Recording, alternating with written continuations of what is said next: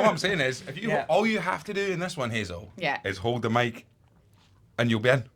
You hold the mic, and that'd be you. You can give us a little rap if you want. If you want to. Angus will never go on holiday again if he thinks there's an opportunity for him to miss a podcast episode where. Yeah. So there we go. Right. You did it last time, Chuck. So Hazel, I'm going to get you. Can you pass your microphone to Chuck, and can you clap us in? Oh my God, yeah. What can? Oh God. Welcome along to the Whiskey Stories podcast with myself, Graham Cogar, and we are back in the Athletic Arms. And as you can tell from our YouTube video, if you're watching this, we are back underneath the gents' toilets and the bar, but in a very, very, very warm Diggers Vaults. Guys, how are we getting on? All right? It's toasty. It's warm. It's cozy vibes. Aye, we're cozied in with lots of whiskey. Exactly. That's the way to There's look worse at it. places you can be locked in. Yeah, and for the second week running, someone's flushed the toilet. Angus and Ross aren't here this evening, but we are replacing Angus, not permanently, but maybe, with our first ever guest co-host, Hazy Drams. Hazel, welcome back to the Whiskey Stories podcast. I'm on. What a promotion. Yeah. What a promotion. I'm like Angus or Ross from Team U. I love it. There we go. Drafted in for the night. Chuck, you're back in. Are you Angus or Ross tonight? I don't know, man. I'll be quiet and just do what I'm told. You just do it. Yeah. You want to be Angus? You're Chuck now. Well, Hazel, do you want to be Angus or Ross? Which one would you? I'll be Ross. You want to be Ross tonight? Yeah. Angus isn't going to take to that I've very got well when he about listens. 0.5% maybe of Ross's knowledge, but I'll go with Ross. Aye, well, that's it. Just answer your own questions, you'll be fine. Yeah, that's how we do I'll it. laugh really hard at my own jokes. Yeah, there we go. But we are, obviously, every week we like to be joined by somebody who at least knows what they're talking about. We have our guest this evening is Christopher Coates. Christopher, how are you? I'm very well. I'm a bit warm, but I'm well. It's warm. It is warm down here. But thank you very much for coming along and joining us in the Digger Sweatshop. It's great to have you here. How are you? I'm great. I've rolled down the road from Leith, and now I'm ready to drink some drams and, hopefully have a good chat. Chat whiskey. That's it, eh, Chuck? That's what it's all about, isn't it? Aye, absolutely. Whereabouts in Leith are you based? So I am just off Ferry Road. Oh, nice. Okay, nice. Not so far away from me. Yeah. There you go. Okay. Well, we can give each other a little. In fact, I'm sort of spitting distance from Woven's blending studio. Okay. Oh, what a place to live. That's ideal. Exactly. So. No, it's good. It's a good place to be. Or if you really wanted to be very nerdy, we're very close to the Patterson's former bonded warehouse. Brilliant. But let's talk about Woven instead. But I was going to say, Shameless plug. I'm interested because Justine Hazelhurst does our tours, Mm-hmm. and I'm just wondering, is it going to be like one of these things now where when you go to Hollywood and you get the little leaflet which is the map of where everyone. Are you on Justine's map where she could be taking? Do you get tour groups outside your house? Be like, there's Christopher Coates' house. No. There's the Woven studio. There's where the Patterson's be. But if you look over there, See me in a hoodie and my joggies, going to get some milk. because when you are for people listening, you are the editor at large for the Whisky Magazine. Exactly, which pretty much means it's what it sounds like. I'm still at large. At large. I haven't been fired yet. Yeah. I've been with the business since 2013, and somehow I'm still employed.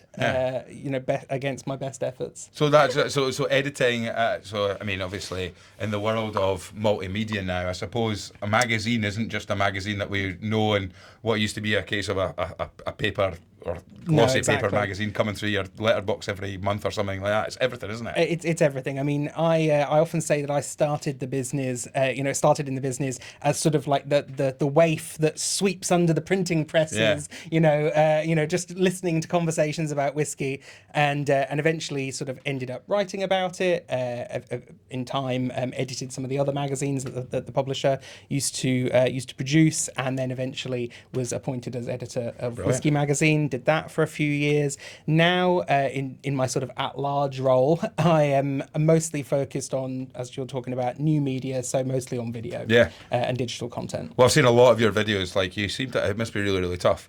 You've got one of those really tough jobs where you get sent out places to try lots and lots of whiskey and talk to people. I mean, look at it. It's aged me. Yeah, I see. As you can tell. It was. I was like, I've got to. I suppose I better ask this guy if he wants to come on, because every time I've seen your face on my Instagram Instagram or on something. I'm like, there he is again in a I'm sorry warehouse about that. having a great chat. So let's try this brand new release that's about to be put out that no one else has tried yet. And that's but it must be. It's a great gig, isn't it? Yeah, it's incredible. I mean, I'm just constantly amazed that I've somehow managed to end up in the kind of job that I'm in. I no word of lie, I started by Googling jobs whiskey one day. Really? Just because I decided that might be not quite fun to do something to do with whiskey, and here I am, sort of. Wow! And the Whiskey Stories podcast, there they all are. these years later. It just shows you where it can take you. Exactly. It's the peak of your career. We're literally, you're going down. You're all going down by having it here. No, but we're all in it together. We're all literally going under. Your career is being Exactly. in the basement of Well, I'm going to be completely honest. I mean, I like coming and drinking here with my pals. So actually, when I realised that it was going to be recorded in the basement here, it was kind of like getting the real behind the scenes look. Yeah, we've really looked after you. We made you go down the steps behind the bar instead of crawling through the undignified entrance. Yeah, but you have to remember, like, one of my favourite parts of a distillery is like underneath the stills where all the pipe work is. So actually, I wouldn't want to be anywhere else. So thank you very much. What's new with you, Hazel? What's happening in the world of Woven? Still selling. I can't believe it's the middle of the year. Yeah. I've got people now mentioning Christmas and stuff. I'm like, what are you talking about? It's still February. Why are we bringing that up? But yeah, no, it's good. Couple of new things on the horizon that I can hopefully shed some more light on in the next couple of months. Brilliant. I realise that's a really annoying thing to do. To be like, there are things coming, but I can't tell you yet. We'll just have to wait till Ross is on shift again in the next couple of months to get you back in. And then get me back on like superb. August, September time. But So you still? I mean, you mentioned Christopher mentioned the Woven area where they do all the blending and everything like that. Do you still do your open thing that most Fridays or every? When is it? You talked about the last time. I want to come down to that. So I think they used to do it kind of on a monthly or like every 6 weeks. They host what's called an open studio, and it's just to bring anyone along, remove like all the snobbery and stuff that there sometimes is with like craft whiskey making and stuff, and it's super laid back. Is that the one with the pizzas, pizza? There's beers. There's pizza. Yeah. You can get to try. Is that the one with the pizza? There is pizza. I remember You're not interested in the whiskey part. No, I just remember. They ordered in really good pizza. If I remember correctly, the last time you were here, we were in this very room. We all ended up very. It was you brought in them. We were very caffeinated. Yeah. Because you brought in the Woven whiskies. It's a good combination. They're very merry and very awake. Yes, the spirit, the coffee spirit. Yeah. And we really enjoyed that. We had a great night down here. But one thing that does stick out is this thing that you did with Woven at the studio, with an open studio with pizza as well. I loved it, and it's something on the list of things we have to try and do and come down to. When's the next one, or when can I come to one of them? So we've actually got one in Glasgow next week. We're starting to take them on the road. Right. So share the love across Scotland. So we've got one in Glasgow through at the gate. So we're doing like a trade session 3 until 5, and then we've got our open studio then 6 till late. So we've got one of the boys, Liam from the Absent Ears, DJing.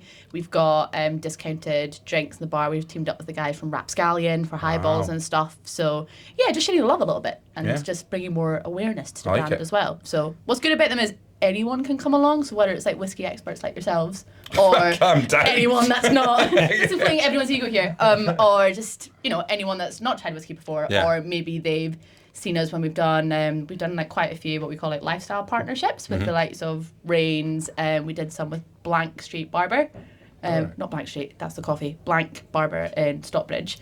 So even Barber as in barber. Get your hair cut. Yeah. Right. So, because I was Not trying to work. wax jacket. Well, no, I was trying to work this out. Like, what else I'd be wearing that I nonsense. thought you said Barbara. no, sorry, Barbara.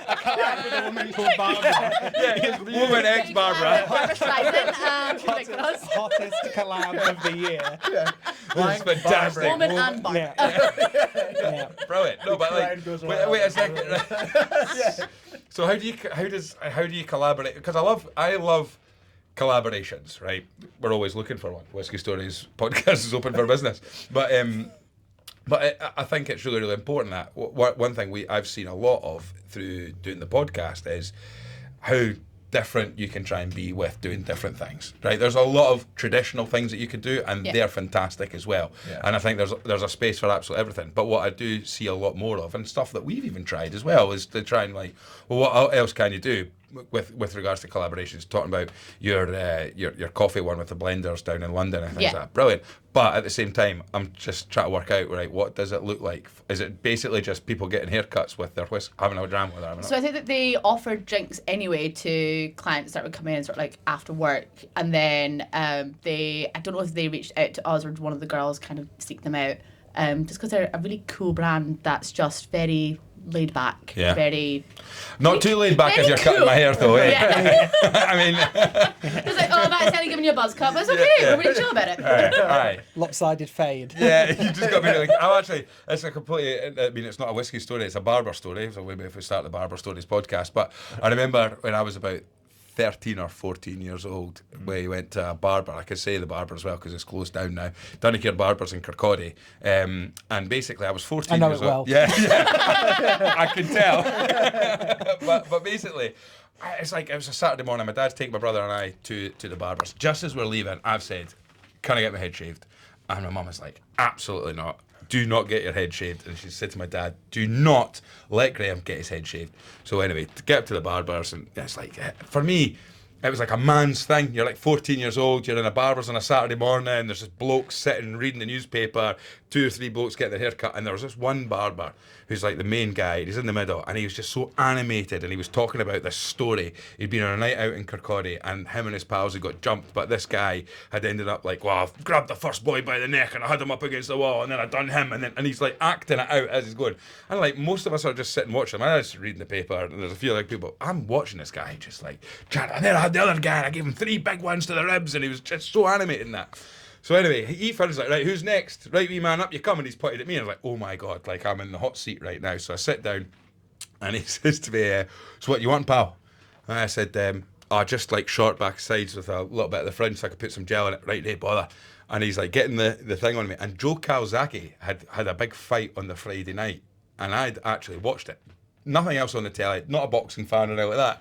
And he just says, see the fight last night, pal? And I was like, yeah, I did. He was like, oh, what about that in round 3 when he had them up against the ropes? And I was like, aye, I remembered that. And he was chatting away. And as we were chatting away, he just grabbed the razor and just started shaving my head, right? And I just looked in the mirror, and I could just see this razor going from, basically, for people who are listening, like the top of my head, he just shaved, and you're talking about a 1 or a 2 or something, I just started shaving it. And he could see my face, he went, oh, sorry, did you want your fringe left? And I was like, well, no, it's all right now. Glue it back on. And then he just started, and then I looked at my brother in the mirror, and my brother's looking at me, and then he looks at my dad, and I could just see my dad lowering the newspaper, and there's shock on his face as he's watching this guy just give me a skinhead, right? And then, of course, my brother went, I've got to get one too. Because Graham got one, so we came home an hour and a half later with me and my brother with shaved heads, and my mum went mental. But yeah, there's a barber story for Things it. as well though, if you had gone home and told your mum that, she wouldn't have believed you. No, my dad, Not at all. She was like, aye, right. So and my dad was like, the guy was talking about how he just battered 3 folk on a night out in the boxing, and he had a pair of scissors in his hands. What am I going to do? Not saying anything. Yeah, but I mean, so you just sit there. Is this just a case of Woven is available for people in this barbers in Stockbridge, is that you said? In Stockbridge, yeah. And like another one that we've done is the Keston, the clothes store in Stockbridge. So we've done little bits with them, like when Stockbridge had their Christmas jewellery market shop. on. It's like clothing. Keston, all right. I'm trying to think where it's beside. It's quite close to the cheesemongers in Yeah, next to Stockbridge. Mellis. Oh, Yeah. right, yeah, very nice, yes. Although a collab with the jeweler would be a good one. Yeah. Atlas another good. That would be a good I one. think Be like, that'd a good one. oh, what can I get for doing some sampling in Still here? like Treen. Treen are the good guys. I tell you what, there's something for the listeners, right? What is the most random and weird collaboration that you could come up with for a whiskey and so for a collaboration there? I'd quite like that. I'd quite like to see what we could do. Whiskey. There we go. Anyway, Christopher. There we go.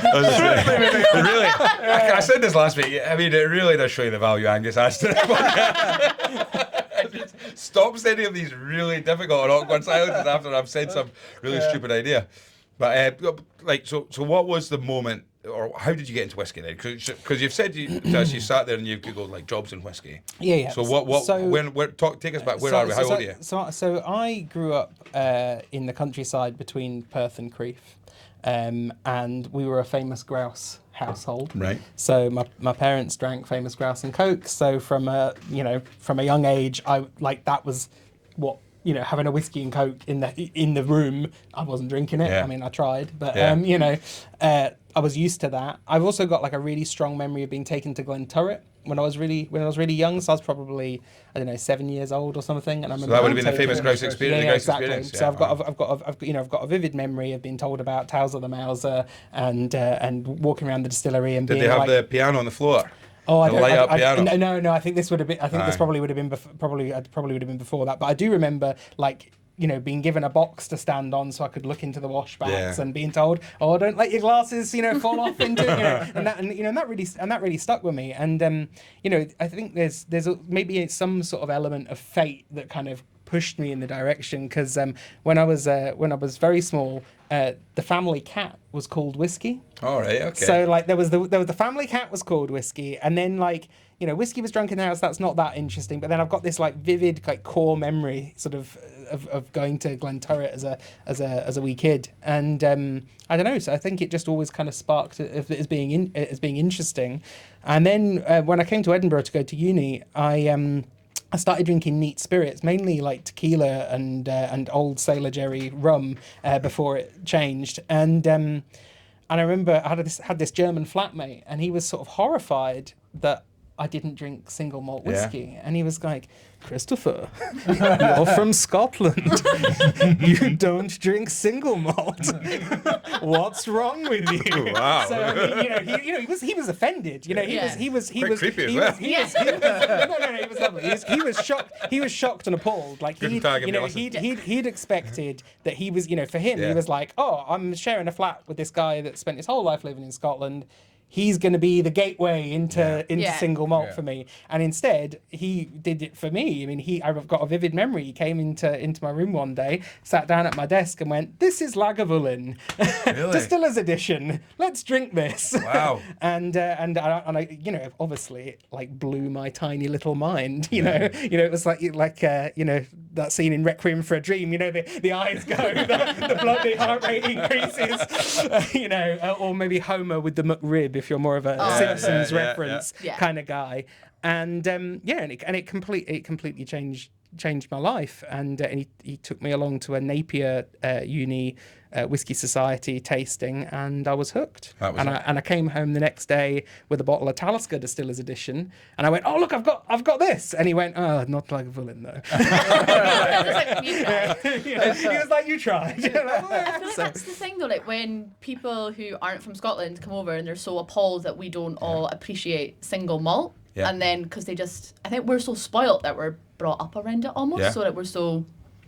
No, we've had so many people on the podcast talking about almost the opposite way, in the sense of they went travelling, and they were suddenly, and as a Scot abroad, you almost felt like you should be an ambassador for Scotch whisky. Yeah. I always think it must be such a, I don't know, imagine if you're in Japan or Australia or New Zealand or Malaysia or someplace like that, and you love whisky, and suddenly you hear a Scottish accent at the bar, and you think, oh my God, and you go, I have now got a chance to speak to a Scotsman about whiskey, and they go, oh, I love whiskey, and then the guy goes, I can't stand this stuff, mate. Yeah. When I was 18, I had a really bad experience when I was Yeah. at uni, and I don't try, disgusting, and that because that's what we are. We effectively are. We, without. I mean, I suppose we ham it up a little bit. I'm looking for a quake from the keepers. But we're all ambassadors for Scotch whisky. But I think we've had so many people that it wasn't until they left Scotland and then realised that there is this big thing that you can become a Do you think an anyone ambassador. that lives in Bordeaux doesn't like red wine? Well, yeah, exactly. Yeah, That's a good point, actually. yeah. They're Massively into red California wine. No one talks to me. But it's something that I think, and I was the same. It was like went to Australia when I was 21, and I bought when I arrived, I bought a Johnny Walker Red Label litre, and I kept it in my bag. Red Label, 1 litre of that, and I kept it in my bag, and it was a sort of when you're going into different sort of hostels and stuff like that, and you bring it out and you just say like, this is whiskey. Didn't have a Scooby what I was talking about. It's Johnny Walker Red. It was fine. At the time, it was all I could afford as well in Australia as well. I waited until I got to Australia to buy it rather than bringing it over. But at the same time, it was just a sort of thing but I really clung on to that more than I probably would have done if it was anything else. It was just less about liking the whiskey and more about the sort of heritage behind it and being a Scot abroad and sort of using that as a sort of door opener as such. Yeah, I mean, it doesn't hurt to have whiskey in your pockets. I mean, I always tried to have whiskey in my pockets, you know, at the very least to cover up my bad chat. But, you know, it's true though. You know, I think you see, you travel around the world, you tell people that you work with whiskey, and suddenly people's faces light up, even if they don't drink the stuff. Yeah. People turn to you and they go, either I love whiskey and they want to pick your brains for 5 hours, or they go, oh, I don't drink whiskey, but I'd like to. Yeah. Like, imagine if if you're an accountant, and no dissing to accountants at all, but you know, like, you know, if you go to somebody, oh, I'm an accountant. They probably go, oh, okay. Yeah. And then, oh, I work in banking, or I work in, you know, people go, yeah, all right. Nobody goes, oh, I'm not an accountant, but I'd really like to. Yeah. You know, like, I'd love to know one about spreadsheets. You know, spreadsheet. Yeah, I love I do love a spreadsheet, but you know, it's this incredibly powerful brand. It's this incredible product. I mean, obviously, I am going to say that I've dedicated my life to it. Yeah. And it's something that shouldn't be. You know, we should never forget, and we should never squander it. You know, we're so lucky that wherever you go in the world, people want to talk to you if you say you're from Scotland and you're into whiskey. And it's global. I mean, that's like you said. Like you know, it's not one brand either. Yeah. It is a one thing that is recognised everywhere. And what's really, really nice is it's honed in to what, like, all right, so you could say, I like golf. And people will say, oh, golf, yeah, you've got some, but there's American golfers, there's Chinese golfers, there's Australian golfers, there's British golfers, there's English golfers and stuff like that. I actually used to get really, really annoyed that there was no decent Scottish golfers, because I used to be like, home of golf and all that, we can't even get, you know, it's all Americans or something like that. But actually, you know, whiskey itself, and there's global whiskey. And again, one of the things I've learned a lot from doing this podcast was, if you'd asked me 2 or 3 years ago, I wouldn't touch foreign whiskey, because the only whiskey you can get is the whiskey that's made in Scotland. That would be my mindset. And that's one of the great things about doing this podcast, is we've grown so much. Angus and myself in particular, I've just, like, we would sit there, follow the traditional sort of stuff that people follow. Blends aren't any good. Grain whiskey's cheap shite because it's just used to bulk out blends. Yeah. And foreign whiskey's no good because it's not made in Scotland. And suddenly you break that down. Yeah, it's kind of one of these ones where, when I got into whiskey initially, I was like, okay, cool, I like this and I like this. Well, I really like Glenfarclas, so I must like sherry casks. That's what I'll focus on. And then you learn, like, oh, actually, wait, bourbon casks really good. Refill bourbon's really good. Wow. And then that opens the connoisseur's choice. And then that, refill hoggy. Yeah, and then that opens that up. And then, like, peated whiskey for me was quite a tough one to get into. I think I had an Ardbeg 10 was my first peated whiskey ever, and I, for years, referred it to as the first time I'd ever been physically assaulted by a liquid. So that took me a while to get into, and then I was like, okay, cool, I've got my idea of Scotch.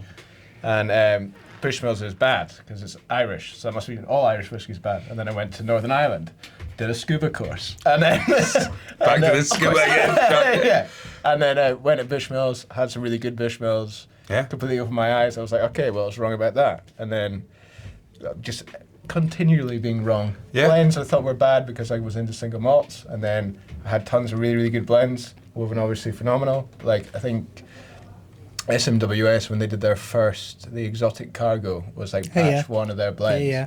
I bought that, I think it was like 40 quid, and I was like, fuck. Yeah. That's good. And then that completely opened the door on that. And then I travelled the world just trying to figure out what was going on. Well, I mean, it's like you speak to, well, I don't speak to scientists, but you hear about scientists, and they say, like, it's better to be wrong than to be right, because then it disproves, and you keep looking and keep looking.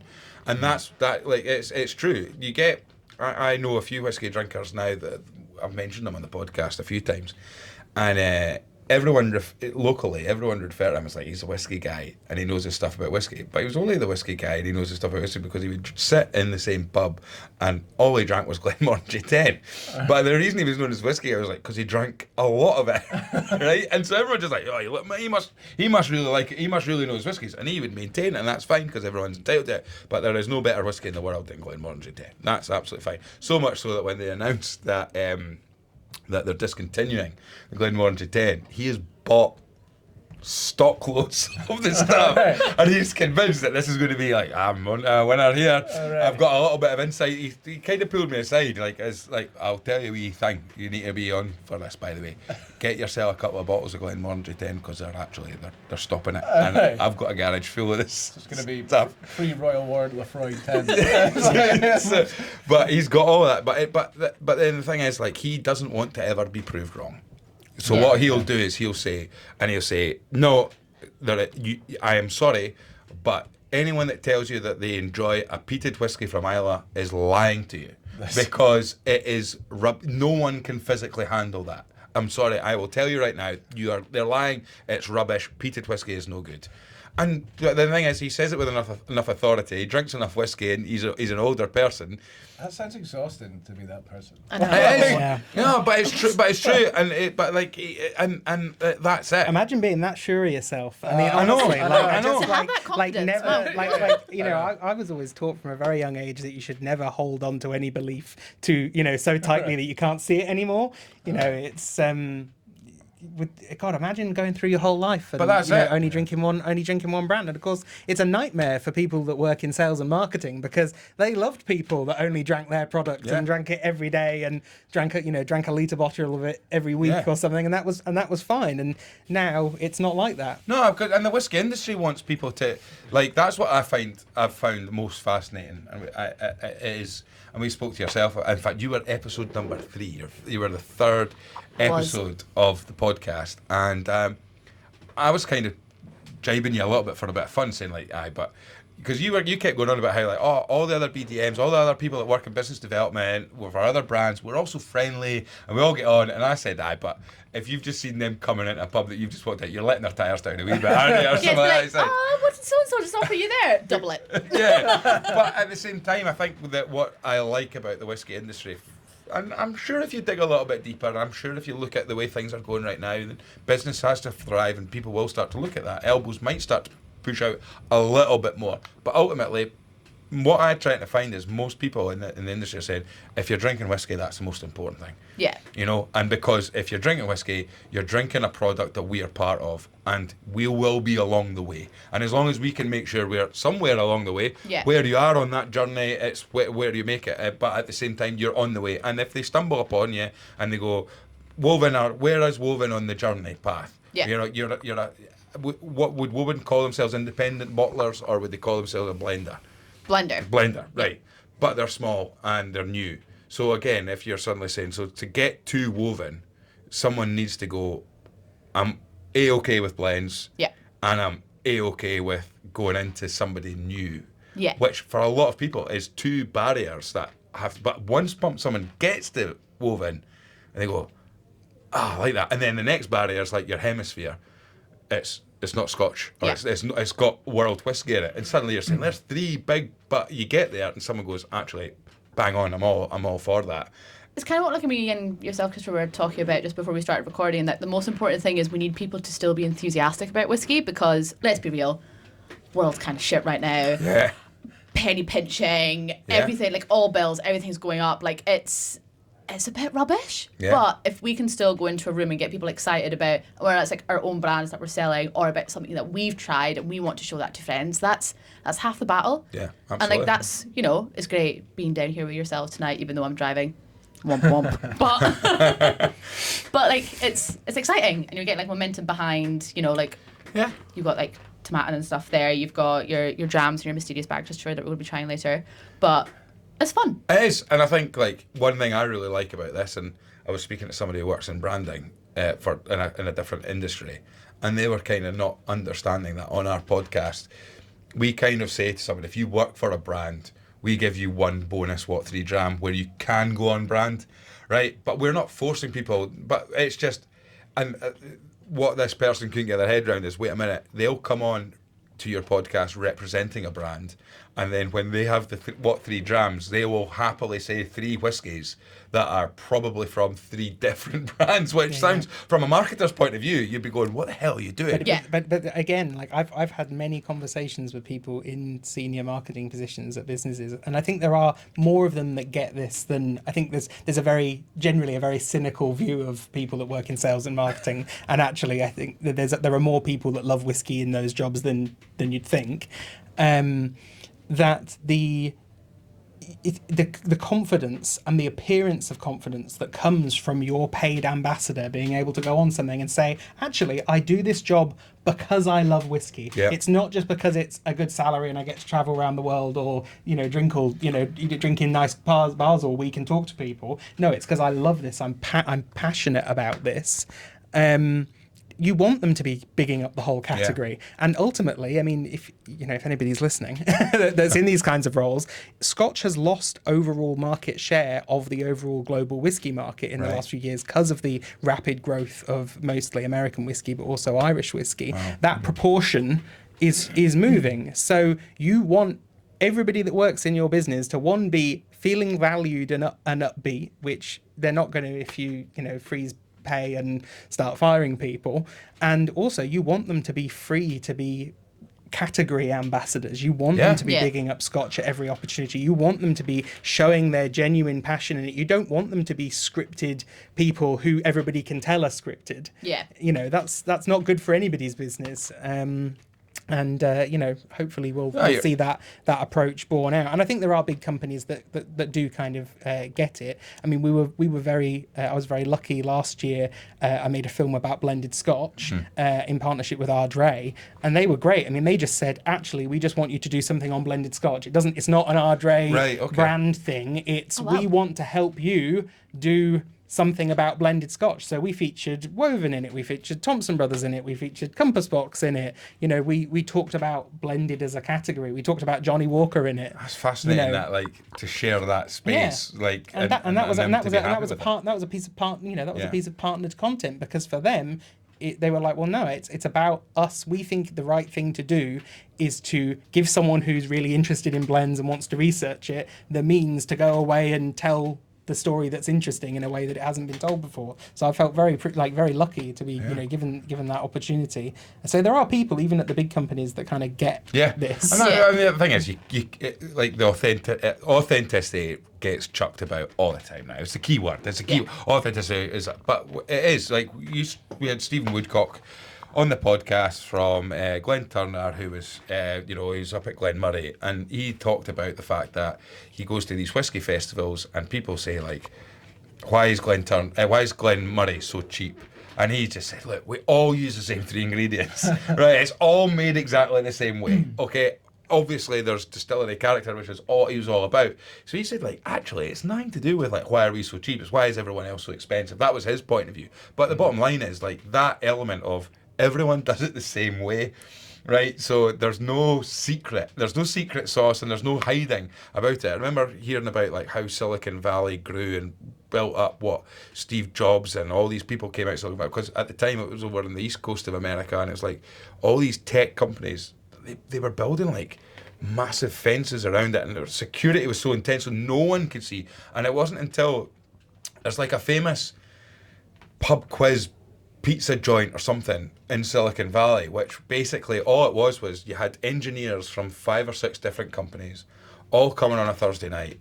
They'd all do a pub quiz that would all sit and have a dram or a beer or what have you and talk about the problems they're having. And then one guy would say, oh, if you're having that problem, you should try and do it like this. But they worked for 2 separate companies. But it was just a space where ideas started to get shared and suddenly everything started to explode. And look what happened on the back of it. All these sort of huge, big tech companies were formed on the back of these areas, and suddenly a few of them got together and what have you, an Apple, etc., etc., etc. But it just does show you that if everyone shares at the same time, and look, whiskey's going through is it a tough time? Is it not a tough time? Who knows? Is it just the times aren't as good as what they were beforehand? Who knows? But at the same time, what we are seeing is it is difficult for some brands. I think in part of it's just how much spendable income you've got. Well, the world's like you said, Hazel. The world. I mean, people are holding back. People. Yeah. And what we have seen is even through the length of time of doing this podcast, or the length of time of me getting like really into whiskey, seeing the price change of drams. I think we talked about it as the Talisker 18 being the sort of point of the index point. What the Talisker 18 is priced at now versus how long ago it was priced at what it was shows you what the price hike in whiskey has actually been like. My benchmark is Glenfarclagh's 21 and 25. That's Yeah. the one I look at and nearly cry. Like, Aye. But yeah, we did it the last time we were down here, Chuck, was we did the Player Distilleries, right, with the oh yeah, 10 of the most affordable 18-year-olds that are on Whisky Exchange. Yeah. And listen, there were some very reasonably priced 18-year-old whiskey out there. so fair. Yeah. And yet, you know, so It's Speyburn 18. yeah, Speyburn. It's a banger. It's an absolute banger. It's great. So Christopher then, It's right, great. from Googling and sort of from spending a youth making sure your glasses don't fall into the washbacks. Exactly. Being introduced to whiskey by the Germans. Yeah, exactly. Exactly. So when was what was it you studied at university then? Oh, I studied international relations, so International. foreign policy, politics. That's why your German accent was so good. with like a focus on like terrorism and Really? things like that. Really? Yeah. Wow. So pretty much, I mean, if there was ever anything that was going to make you drink, I came out of 4 years of studying. You know, I'd gone into university like a lot of, you know, idiot kids and kind of thought, I'm going to change the world. I'm going to make the world a better place. You know, I'm going to try and go and work for some big international organisation. You know, I was quite a utopian thinker. And, 4 years of undergrad degree learning about what the world is actually like, you know, put that idea to rest. And I came out of it and said, no, you get one shot at life. You've got to do something that's going to bring you joy every day. And what brings me joy is, you know, ferreting around on Google Docs and Google Books, trying to find references in old journals searching for distillery names on Google Books, or, you know, hunting on Abe books, trying to find whiskey books I've never heard of, get them for £2.50. Like, I love trawling through this kind of stuff and, skimming through them, checking in the indexes, and just every time I'm thinking about a distillery, going and looking at these things and thinking, you know, it's all pretty. These are quite well tilled fields, right? You know, there are. I'm standing on the shoulders of giants who have put 40 years of work into whiskey journalism. So I think if there's probably, I try and tell myself that there's probably not a lot that Charlie MacLean and Dave Bruton haven't already found, or Arthur Motley haven't found. You're just really trying to find something. But I'm determined. One day, I'm going to find something, and I'm going to say it to them, and they're going to go, really? One day. That's my career goal. So was it straight? I mean, first of all, date this in. What time? What? So I started working for Whisky Magazine in 2013. And you were at uni. Is this straight out of uni? Straight out of uni. So I all through uni, I worked for a jeweler. I worked for a watch retailer. I sold watches. I thought, I like watches as well. You know, is that an industry I could go into? But I don't speak French. If you wanted to go in like brand side in Switzerland, you know, it was just, I just knew, you know, I just knew. I've tried. Get them hammered and then flog them out. I've tried. But I kind of knew that. I knew that was something that I was interested in, but I didn't get the vibe from it that was the career I wanted to pursue. Whiskey was something I was interested in. I had friends that worked with the Scotch Whisky Society. I googled jobs whiskey. I got a job at the Scotch Whisky Experience. Wait a minute, you're another one. Yeah, I'm another one. I'm one of the sweeple. You're a sweeple. I need to take a note of this. Yeah. Right. So because basically, I mean, I've christened it the whiskey. It's the incubator. It's a youth development system. Yeah. It's funny because, you know, I think attitudes are changing now, but certainly when I first came into the industry, a lot of people were quite cynical about the Scotch Whisky Experience. And people used to call it like Malt Disney, and people were really really crappy about it. And I was like, this is something that the industry has come together to fund in the middle of our capital, that's championing our product and teaching more people every day about whiskey than probably any other institution on the planet. Absolutely. You know, what is there not to love about that? If a tourist comes in, walks to the castle, sees that place, goes in and comes out of it knowing what Scotch whisky is. Yeah. I think when you call something a cask right, it should be more I like the barrel. I like the barrel right. You're the only one. I missed the. Sadly, what I'm really sore about though is that I missed the era of the wax figures. I think that's what I'm sad about. I think I did a school trip and they had the. We did because Angela Deneen. So we went down to the Scotch Whisky Experience, and Ross, Angus, myself. We had Susan Morrison, Lenka. Her second name goes for me, and Angela Deneen. Three, one master of the Quake, two keepers of the Quake. Yeah. Like Susan Morrison, been there the first Saturday it opened. And worked her way up to the chief executive of they're amazing. Incredible. And one of the things we talked about was like, and Angela Deneen been there since like 2001. And I was saying like the careers that you've crafted on the back of it. How many people? And one of the things that they said so much about was like, it is not a stipulation. You were probably not a one-off, but you were probably different in the sense that you liked your whiskies when you went there. Whereas, like they say, like we don't have a problem with you not liking whiskey when you want to try and work for the Scotch Whisky Experience, because we would want you to learn. And I think when someone finds that epiphany moment, goes on a journey, they become even more passionate about it. But also, what other job could you go into and within the first couple of months of working there have effectively tasted every core range product? Yeah. Like you have the ability to taste every core range product. I don't know if you still do, so sorry I don't know if things have changed, but certainly when I was there was some over the course of the time that I was there, and I was only there like 3.5 months. Like in that time, I was like able to taste everything core range. They did that Meet the Blenders event where all the blenders come in, and suddenly, like I walked into this event. I'll never forget it till my dying day. I walked into this event, and there was this guy, and I was stood there, and with his back to me in a suit, looking really sharp, and I was like, "Shit, that's Richard Patterson," right? So, and I was kind of like looking around. I wasn't sure who I was going to come up to, and he came up to me and he went, "Christopher, your glass is empty. That's no way to be. Here, have some Jura 21. There you go." We started talking to me about it. Started tasting with me. Did you flick it out of the glass onto the carpet? No. Did you go? No, he did hello, he nice did to meet tell you. me to get my nose right in it. Though I got a wet nose with Jura 21, and and I just think, what other institution could young people coming into, people of any age, who want to come into the industry, go into where they get this training course of learn who's who, either through the Meet the Blenders events or through all the industry trade events. There's just people going in and out of that place all day. They do the tastings in the shops, so you're meeting ambassadors. You've got all the key, almost all the key distillers, represented there.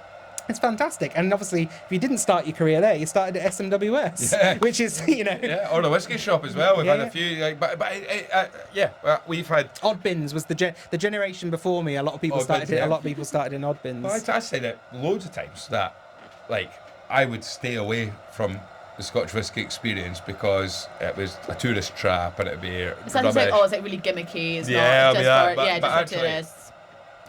But the bar... And the pricing of the drams behind the bar. No tourists, like price gouging there. It was great. Like we could afford to go and drink. Exactly. Yeah, that's what I mean. It's like you automatically think tourists. It'll be a tourist trap or that, but no, it's fantastic. Yeah. What it does for, as you say, what it's done for the industry and what the people that I don't know how. I'm going to have to go back and check. And I've said it on the podcast. We've joked about, and there needs to be a reunion. Yeah. There needs to be like, get everyone. If you could try and fit, could you fit everyone in the experience whose career in whiskey has been launched there? I don't know. Yeah, and what people have done, how far people have gone and how many of those people maybe walked in being like, I just needed a job. I needed a bit of work, and I just fell in love with it. It is fascinating, and it's a great place. The barrel ride. You're the only person that's worked at Swee that's been on. That said, the barrel ride was okay. I loved it. I think it was a hoot. But you were only there for. So you said you were only there for 3.5 months. But then I worked in the shop. I think if I'd been a tour guide and had to stand around it all day, maybe I would have gone mad. No, I was in the shop though. So from where did you move on from there then? Straight to Whisky Magazine. Straight into Whisky. Yeah. So kept googling jobs whiskey while I was there. Saw this, opportunity to go work for a drinks media company, and 21 years old, got given a laptop and a keys to a company car and told on you go, like away you go, travel around the country and learn about whiskey. That's wild. Yeah, it's nuts. It's absolutely. It's nuts. Well, I did. Sorry, Damien. I did clip the car in within the first month or so. Right. In fact, I'm pretty sure if you go to the Highlander Inn and you look at the stone pillars when you drive down to the car park, I'm pretty sure you can see some of the paint still there from the company car from when I scraped it. And it was funny because it was the old owner, Duncan, had just painted them. I think they were probably still wet. And I came along and scraped the side of the car. So yeah, there you go. But what an experience! What was your job incredible. interview like to work at to go to a Whisky magazine like that? I don't know. I mean, it was. I think it was just more of an act. I mean, the business was tiny at that point. I think there was probably only 10 of us that. So what is the business? So it's not. So the company is a publisher called Paragraph. Right. So they also run one half of the business runs the World Drinks Awards. So that's World Beer Awards, World Whiskies Awards. So to my knowledge, that's the largest whiskey tasting competition. So it's roughly between 17 and 1800 different whiskies entered every year from all over the world, judging 3 rounds of judging in both the US, the UK, and now in France as well, and also in Japan. It's a massive competition. So there's that whole side of the business, which is sort of awards, and then there's sort of like a firewall, and there's the other side of the business, which is the side of the business I work in, which is the sort of media side to it. Yeah. When I joined, I actually started out editing a magazine called Scotland Magazine that was all about Scottish history and travel. So it was all about going anything to do with Scottish history, culture, or travel. But at the same time, I was allowed to write about whiskey and sort of cut my teeth doing interviews and stuff like that. Nice. And that's and just kept, I've just sort of fallen upwards. They say incompetent people fall upwards. So that's what I've done. And then around, I guess it would have been 2020. What would it have been? 2022. I kind of got it in my head that what I was seeing on YouTube in the whiskey space kind of wasn't what I wanted. I wanted more stuff that was in-depth, long form, not about tasting whiskey and opinions, but more about the people who make it and the history of these places and the families that have been involved in getting the industry to where it was. And one day I said, God, it'd be really great to do something, about Dennis Malcolm at Glen Grant. Right. And somehow they said, yeah, let's do it. Yeah. And there was me, no experience with making films at all.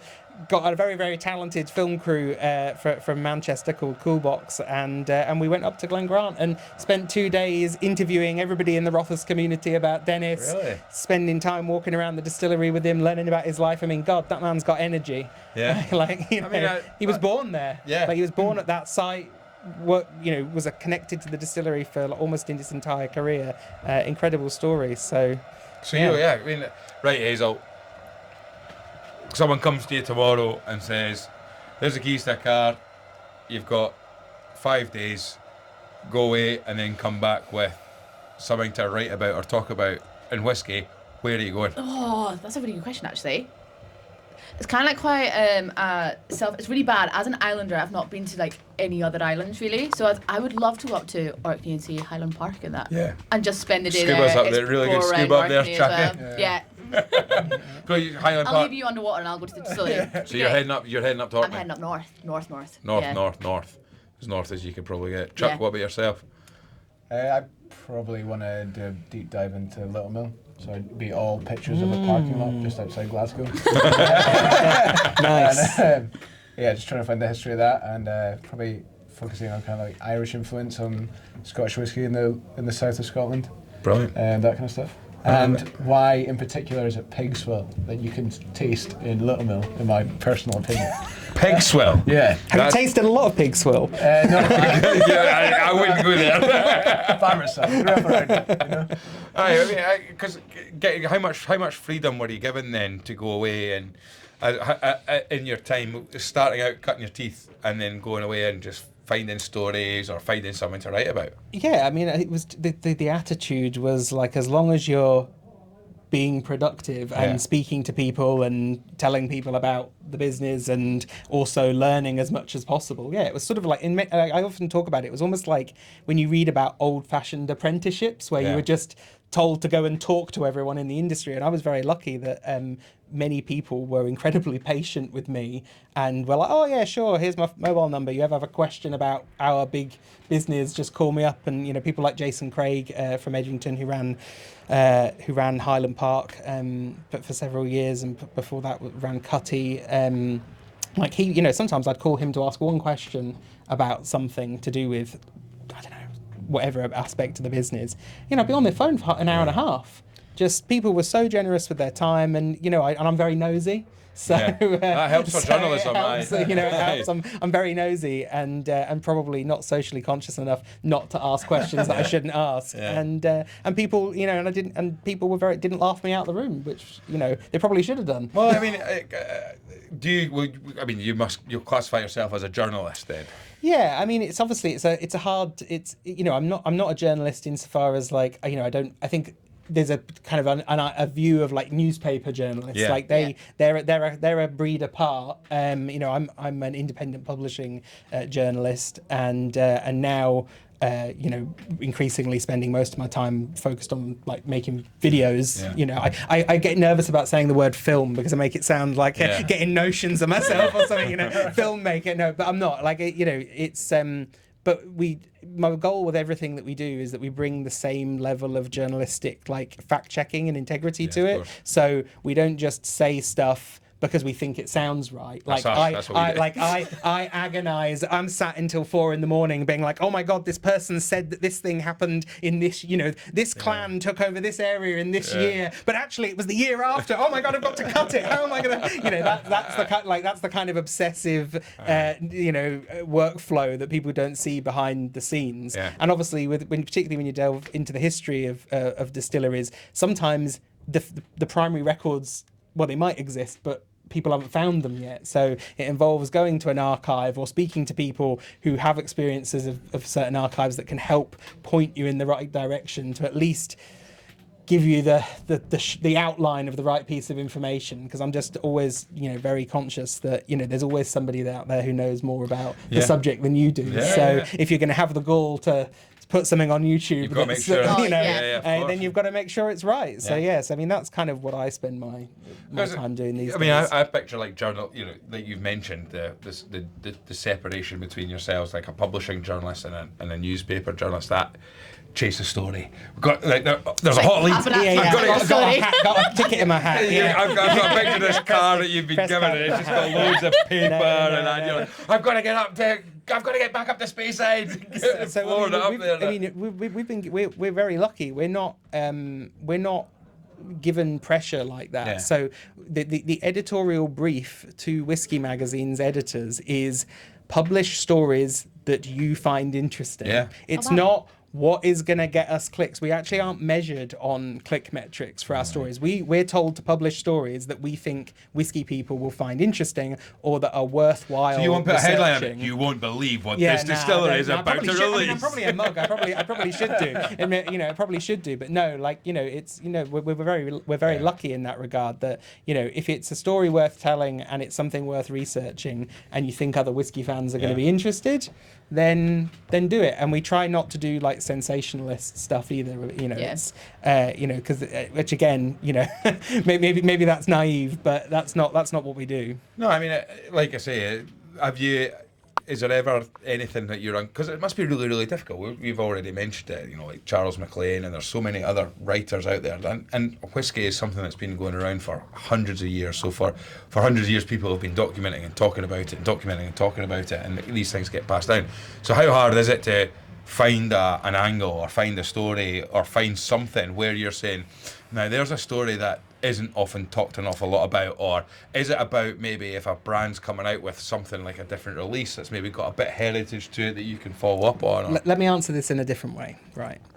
So the story we're told by the owner of the magazine is that when he started Whisky Magazine and went to people in the industry and said, I've started this magazine about whiskey, people went, what are you going to write about? Yeah. Like, who's going to read it?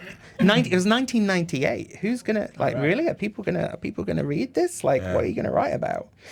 And the thing that I've learned throughout my career is that there are so many stories that are still untold. Yeah. I could spend every moment of my life until the day I drop down dead, hopefully in a very long time, researching a particular distillery or a particular topic. And it's like, well, pick your topic. Do you want to talk about social history? Do you want to talk about engineering? Do you want to talk about organic chemistry? Do you want to talk about forestry? Do you want to talk about farming? Do you want to talk about ferment? You know, there's even with what is out there, in reality, there's actually very few people who do this. Yeah. You know, so even if you say, well, there's 20 significant whiskey journalists over the last 30 years, and they've dedicated their life to it, you know, that's tiny compared to the amount of stories that are still out there. And I've written about it before, that I feel like we're at this point where actually a lot of the sort of the older generation that's still with us aren't going to be with us that much longer. So we've actually got this duty of, doing stuff like this, where you've got to invite people on who have got these incredible oral histories that they can tell and get it recorded. Now, it doesn't matter who records it, and it's not about, it's not about money. It's about get it recorded, get it online somewhere, get it shared, so that, because the amount of times that I've hinged an article or a piece of research on, I find some blogger in 1999 happened to write about something, and that's the source that's the little thread that you can then pull on, and you know what to look for. So we just need as many people interviewing people, writing about whiskey as possible. And the thing is as well, like, it's not like, Angus and I are an example, and there'll be so many other people. We're all probably examples as well, is that whiskey will always have new following. Yeah. So it'll get to whatever the age that people tend to find, like Ross is an exception to the rule, where like the guy's 26 years old but he's like a 50-year-old man. I think that's so generous. He's 95. Yeah, he's just a 95-year-old wee man. Right? Where I used to work in Stockbridge, she came in one night and I was like, "Oh, Ross, what are you up to?" And he's like, "I'm going to the opera." I was like, yeah. Like, what?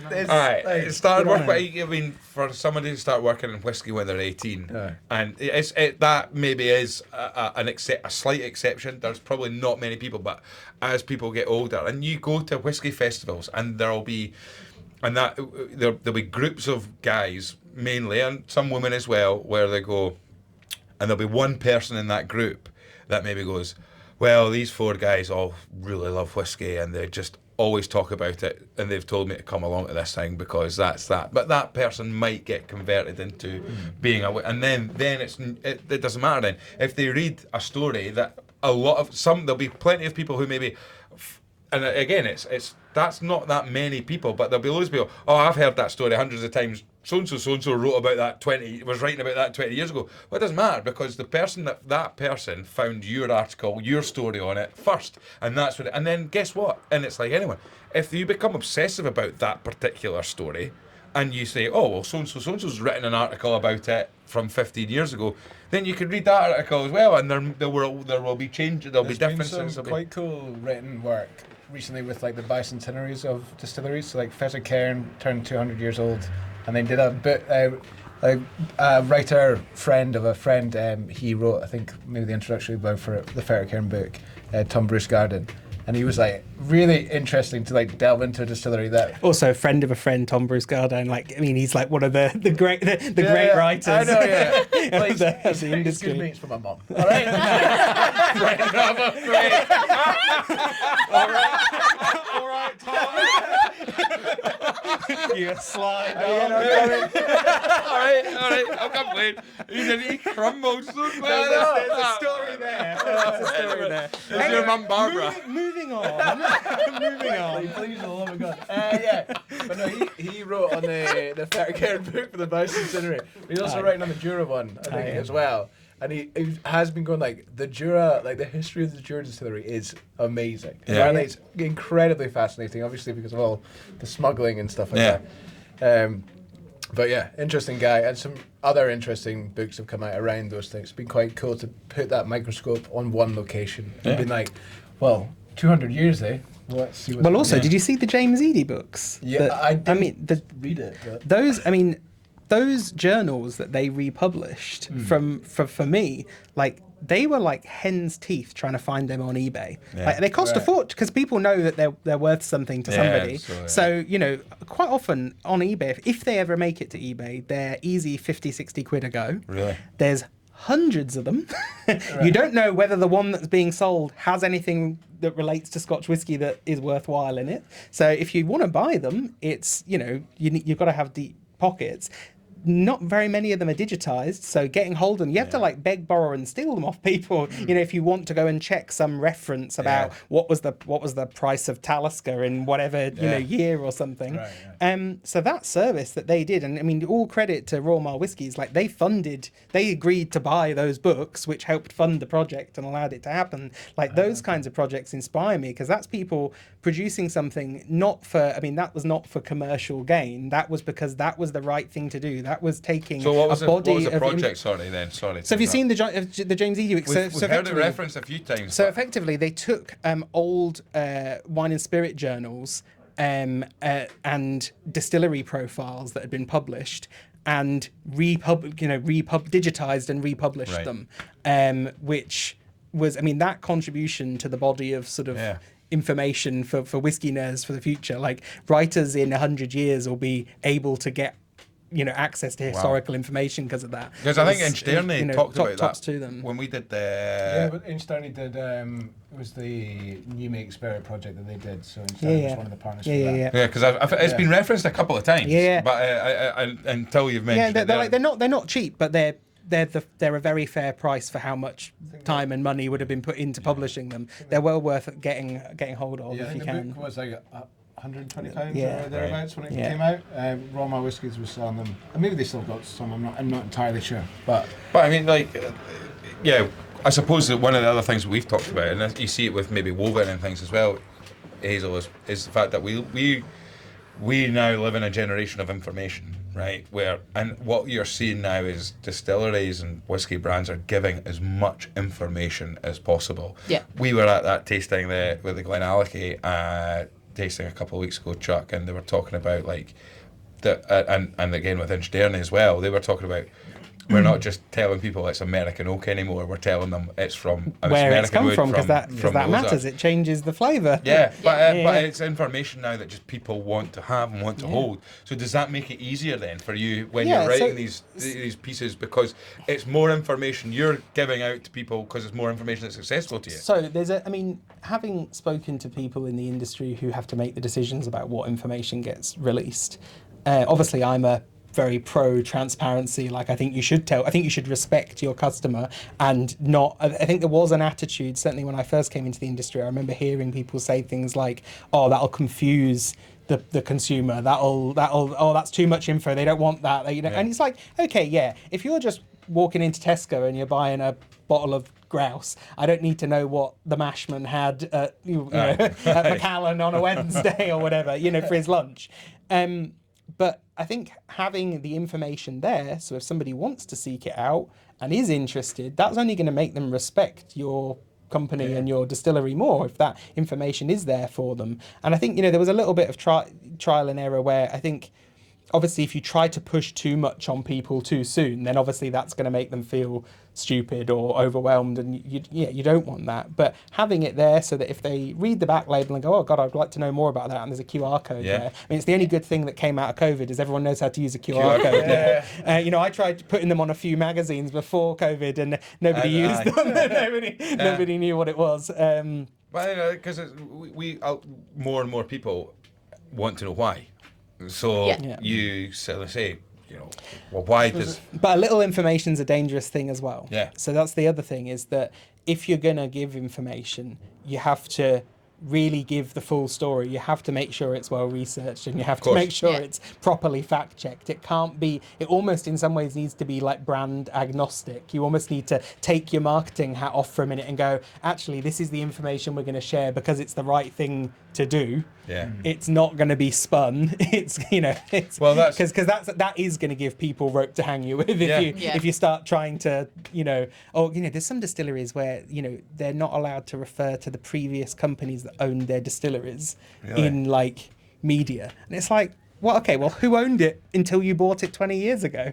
That's stupid. Like that's part of your story. Like, you were owned by these people during this period, and these things happened there. Like, that's not a reflection on you. In fact, if anything, it's a good reflection on you, because they're the ones that sold it. Yeah. You're the ones that are now looking after that distillery. True. You know what? That's a positive thing. But But the misinformation in whiskey is really, really big as well. Like, we've had, was it Cam talking about the guy that spoke to Cam Ewan, and he says, the only whiskey I'll drink's Tam Lavulin, because it's the only one that doesn't put artificial colouring in it. And like, the guy said it with such conviction, and it's like, no, that's a matter of fact. It's like, that's what I believe.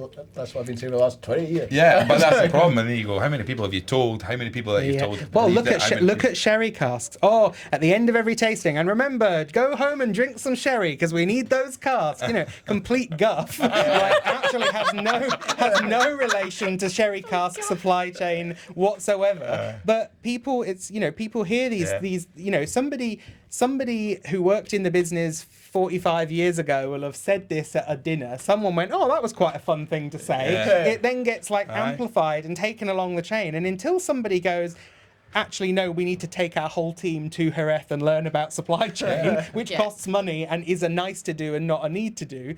But I think now businesses are realising, actually, it is a need to do. Yeah. You need your people to have been there, to seen how all the cooperages operate. They need to have tasted the seasoning sherry, so they know what it is that their casks are being seasoned with, so that they can speak in an informed way about it, rather than perpetuating nonsense. Well, I mean, we've finished our drams. Now, normally at this part of the podcast, I'd come and say, "What are we all drinking?" But now it's a case of what are we all drunk. But I would like to say as well, we've got Chuck, what did you have? Well, you've got a Cruz Campo lager, but what else? Sorry, I've been direct to the Brandon at the camera. That's all right. That's fine. I'm in the middle of doing research. It's a mate of mine's wedding in that's right, September, November. So I'm trying to taste whiskies kind of 40, 45 pounds. So I had I was trying to find the Glencadam Reservas, but they've only got the PX one, which is not PX really isn't my vibe. So I went for a Glenfiddich Experiment, the Experiment number 6, I think. Okay. The brandy cask finish one, which I haven't had in a while. So really solid. Like it. Good. Well, a dram that you'd get for under 40 quid? Under 40 quid would be the Tomatin Virgin Oak. Would I get it for that? Well, yeah, absolutely. Virgin Cat, if you subscribe to the newsletter, you get it for free. But I'm going to pour a dram of this because, as I've said before, it's got to be... do you want to try some, Christopher? Sure, I've not tried it, so here we go. Here we go. So say while Gray was pouring the drams, what's been your most memorable trip that you've taken in regards to when you've been doing your research and stuff? And whether that's for it being absolutely mental or just one of the best trips ever. So my first trip to Harris was sticks in my mind. Please. Sticks in my mind. But the obviously it was not long after the distillery had opened. It was amazing visiting. But I've got what does really stick in my mind is driving to Lewis and effectively driving up. And suddenly I felt like I'd left the islands and gone to the moon. Yeah. And so that really stuck. It's often things like that that'll stick in my mind. It was that because often I was on my own. Yeah. I was generally on my own driving around the countryside. And, a lot of the time this was the first time I was seeing these parts of the country. So those kind of views, really, really stick in my mind a lot. As I'm going to talk about in a bit, I'm going to talk about Jerez in a minute. I think everybody who is in the industry or interested in whiskey should go either force their employer to send them and pay for it ideally, or if you're an enthusiast, one of your holidays should be to go to Jerez. Yeah. And you should visit the bodegas and learn a bit about sherry. And if you're sort of industry adjacent and can get one of the seasoning bodegas to talk to you, it's one of the things that I honestly think some of the bodegas down there they could have more tourism if they did tours that related to their seasoning operations. You know, I've said it to a few of them. I was like, you know, I'm pretty sure there's a business here. Like you could get people visiting on tourism. I imagine it's quite a tough one for them to, you know, there's such history in Jerez when it comes to sherry production to be like, by the way. But it's an important part of the business. Well, I mean, it's employing coopers because I mean, you know, the sherry industry is not building a lot of casks, like, and they never were. Like the you know it's other than exportation, casks, which obviously was paid to a long time ago. You know, certainly before I was. I mean, like that was 40 years ago, 1986 or something, was it not, that they stopped allowing sherry to be exported? Which again, I think, you know, that was anyway. We're digressing. Are we going to talk about sherry in a bit? That was a very crap answer to your very kind question. I mean, the answer was Harris, so I'm delighted. Harris always sticks in my mind. I mean, obviously, like the first time going to Islay, I'm never going to forget. I mean, I've stayed in Tarbert. I drove down, stayed in Tarbert, got there at like 1:45 or something, had to let myself into a B&B or whatever. Got up the next day, got the first ferry, so I was exhausted, I was knackered. I'd got there late, got the first ferry, and I've got this memory of getting out my car, going onto the top deck of the ferry, and I had to have a lie down. I was like so tired. I was like, I've got to drive around this island. I've got to meet people. I've got to do stuff on this island. I need to have a nap. So I had a little cheeky nap on the top of the ferry, and got woken up by people whooping and shouting, and I was like, "Oh my god, the ferry is sinking! Like, what's going on? What's happening?" And it's because they'd just seen the Freud. Really? These guys on holiday, these three guys were like, "Oh my god!" They were losing their minds. Really? Because you have that moment where you're on the ferry, and suddenly these white buildings come in. You know, this beautiful. You know, she's called the Queen of the Hebrides for a reason. You see this in the green. You know, the Green Isle. You see this beautiful green island appear with these white buildings, and suddenly you go, "Oh my god, I'm here!"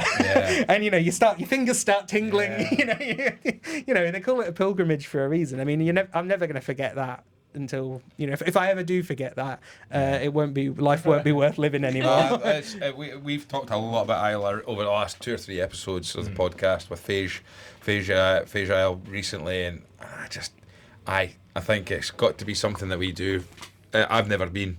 Have you not? Never been to Islay. Never been to Islay. Chuck's never been, so there you go. And it's something that has to be done. I think. And genuinely, if you're gonna go, I mean, obviously you're gonna do the distilleries, but I recommend if you go in May, early May, before the weather's good.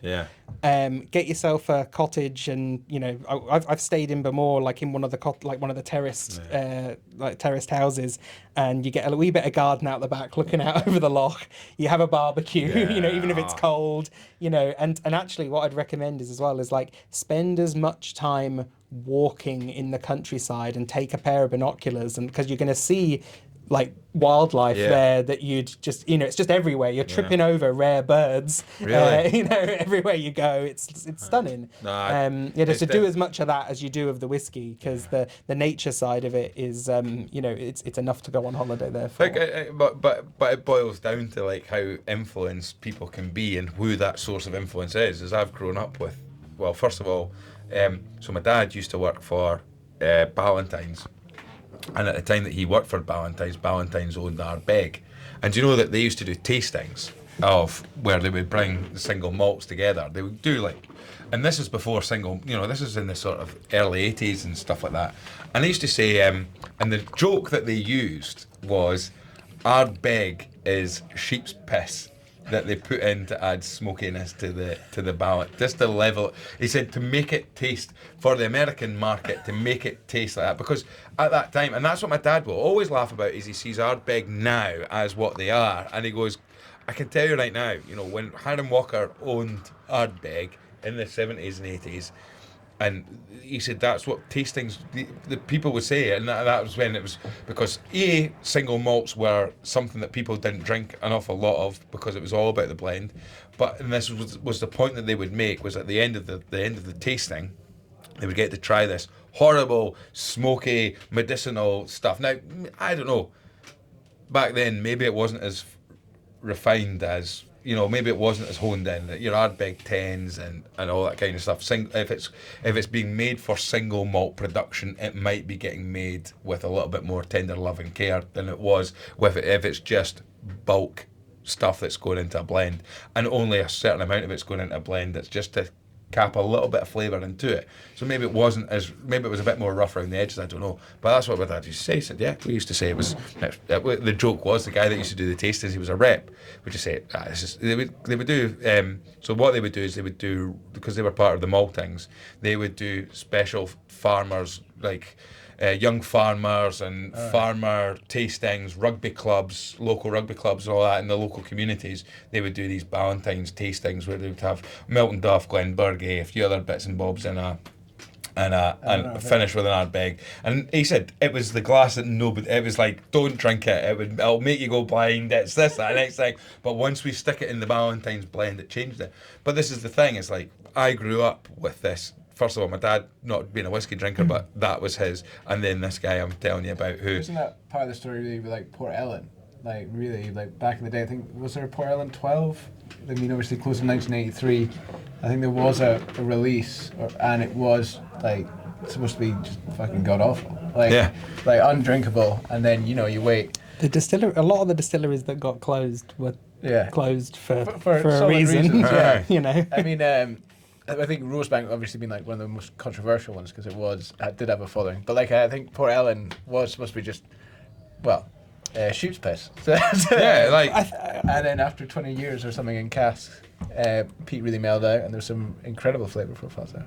Yeah, I think it's interesting because obviously what we're now and what a lot of distillers are now discovering is actually you need to put some of that muck back in because some of that, the right kind of muck, is what makes for interesting whiskey.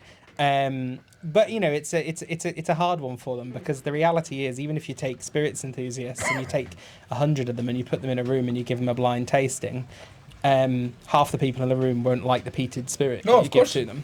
And even if they say they're being objective, they'll mark peated spirit as lower because they don't like it. I chase like what I call like the funky smell of the mash tun. Right. Like I chase that in whiskey. Like I want to be able to smell like not for the whiskey that I'm not talking about scoring and stuff, but for actually like drinking for fun. Like I like to be able to smell the production process in my dram. I like a bit of that funk. Yeah. But the reality is that if that's not what's selling, so you can see how distillers have been pulled, between, okay, well, we want to economize, we want to be efficient, we want to create a product that is appealing to as many people as possible. But of course, the problem with trying to be appealing to as many people as possible is you lose personality. Like the things that actually it's better if you just know who you are and say, this is what we're about, and we maybe never are going to be bigger than this. Well, Springbank's kind of, I mean, they're the most stubborn distillery in Scotland. It's amazing. They've just not changed. Yeah, and I think and look where they are now. It would be fascinating to go back and try that, like to try those Ardbegs, because they wouldn't have been out for release. They wouldn't have been whiskey that was on the shelves for people to buy. And then eventually, when someone has made a decision like we need to start selling this, then of course they would have probably had to start refining it a little bit more, and maybe the distillery. And it's something that came from the blenders as well, because obviously like Campbelltown got cleaned up largely because the blenders were like, we're not buying this anymore. It's wrecking the blends. But to your point about Springbank, like they've stuck to their guns. They do what they do, and I don't think you could spend £50 million and build your brand to have a reputation like that. Like you couldn't. There is no marketing budget in the world that could create that aura of mystique and reverence. Must be so difficult to be that strict. Must be so like to hold on to that to say no, we're just. This is the way we do it. Yeah. I've got so much respect for it. And does it mean that every time I have a Springbank it blows my mind? No, it doesn't. Sometimes I have a Springbank and I'm like, God, somebody had a bad day that day. And then other times I have a Springbank and I'm like having like a religious experience. So it's like, and that's that's part of the fun as well. Now I get it. If you're a conglomerate and you want to grow from 50,000 cases to 250,000 cases or whatever, like that's obviously not the way to run your business. But if you want to have a brand that people are going to respect and that's still going to be around in 200 years time, you just got to do you. Yeah. You got to do you, and don't look at market research and don't follow trends. Just do you, and people are either going to vibe with what you're doing, and you're going to survive, or you're not. Yeah. Hazel, you see it business development point of view from a sales thing. Like I've mentioned, Woven, a fairly new brand that's out there, and they're doing different blends. But how do you attract yourselves to a bigger market? How do you get people to try the whiskey to then and are you looking for that consistency, or are you looking for a market of people?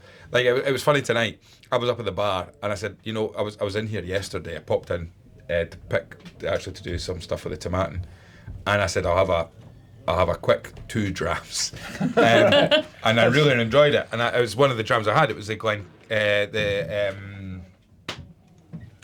what was it, Chuck? I mean, I wasn't there, so. Who are the guys I'm thinking about that you work with? Blind Summit. Blind Summit. Oh, It was yeah. part of the Blind Glen Summit. Talkers, was it? No, it was. I had the Dalyun W. Waxy. But I also had. 2015 to 2022. This is why we're going to get on. Waxy. It was good. Now you're talking my But language. I also had their. I don't know what it is. It's a secret. It's a secret. Which a secret, we won't tell anyone what the secret is because I don't know. But it was. Neither do I. It was lovely. So what I've got it here. Secret Isla, age 8 years old, distilled 30th of the 1st, 2017, virgin oak finish. Bottle 1 of 160. That was It was what. in quite a few casks, I think. Yes, I believe I had. Yeah. But anyway, I came in tonight and I said to the same person who served me yesterday, I said, you know what, I'll have that. And he went, oh, you had that yesterday? I said, I can't have, I can't have a whiskey more than once in here. And sometimes you feel guilty for having the same whiskey twice when you come in here because you've got so many to pick from. But from your point of view then, Christopher, then that does that make it difficult for you? You mentioned if I'm drinking whiskey to enjoy it or I'm drinking whiskey to. Okay, so when we review whiskey, whether it's for Whisky Magazine or the World Whiskies Awards, we are first of all doing everything humanly possible to not try and guess what it is that we're tasting. Yeah, so you are purely approaching it based on, you're not trying to go, is this normal for this distillery's style? You're not thinking about that context, and you're not also thinking about the price. We don't look at the price. We just assess it based on, is this complex? Is it free from fault? Is it balanced? Does it have character? Does it have a personality, or is it a bit insipid? And then does it have any immature qualities that don't quite inch into a fault? So we take it maturity into consideration as well. So that's so I've spent most of my career from an assessment point of view doing that, which actually means that I'm you get some people who their whole hobby is centered around guessing the distillery and stuff like that, and actually I've spent most of my career doing everything I can to not do that. But that's assessment of whiskey, and I think that's what you were talking earlier about being asked, oh, what's the right way to drink whiskey? And people go, oh, these days we will say, oh, there's no right way to drink whiskey, which is obviously true. But I think what people are expecting is you to tell them about assessing whiskey. They're going to expect the examining of a whiskey, and that's actually what they're asking you. They're asking you, what is the process to take notes on a whiskey and assess a whiskey, which is very different from drinking a whiskey.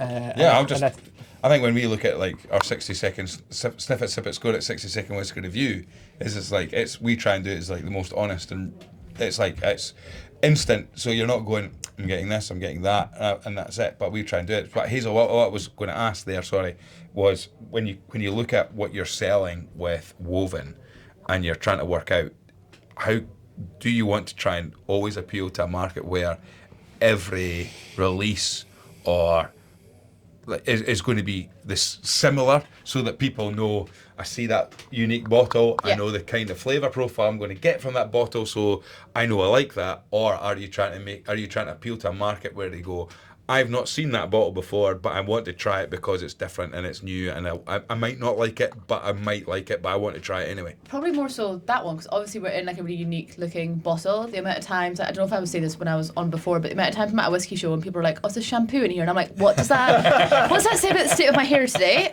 Cool. But like so many people are intrigued by the bottle and they pick it up, and then they learn that it's whiskey, and they, you know, scan the QR codes and stuff in the back, and you'll see the breakdown, and they're like, oh, okay, do you know what? I want to give this a shot and see what I think of it. You know, obviously everyone that's starting off in a new brand's like, we want to appeal to everyone and we want to sell as much as possible.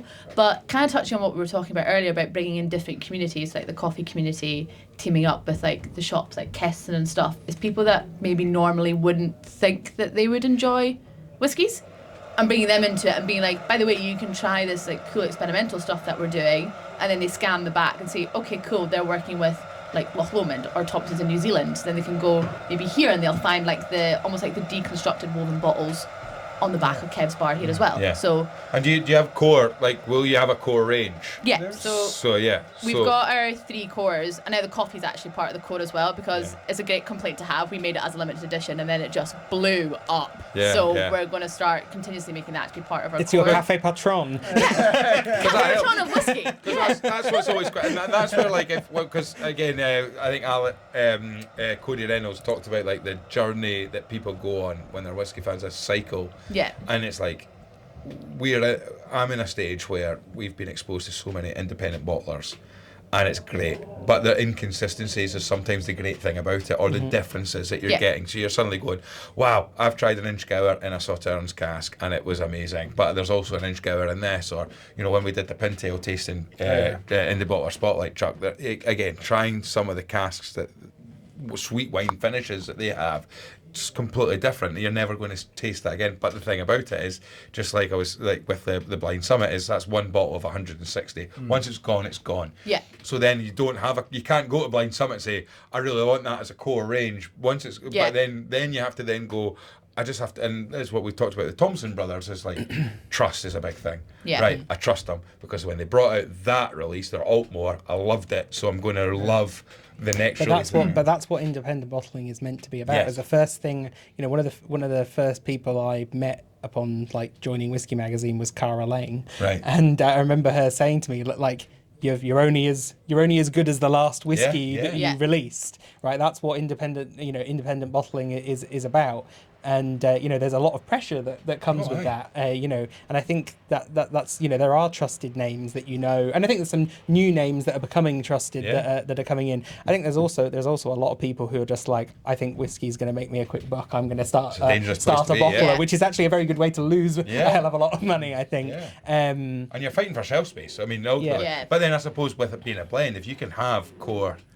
We have seen a lot of independent bottlers start to bring out blends now as well. Well, small batch particularly, I think, that's where I'm most interested in what an independent can bring to the table, because the reality is that I think that the reason single casks were less common in the past was because the whole point was you only bottled something as a single cask. It was because if it was like phenomenal, and it was like, oh my god, we can't possibly blend this with something.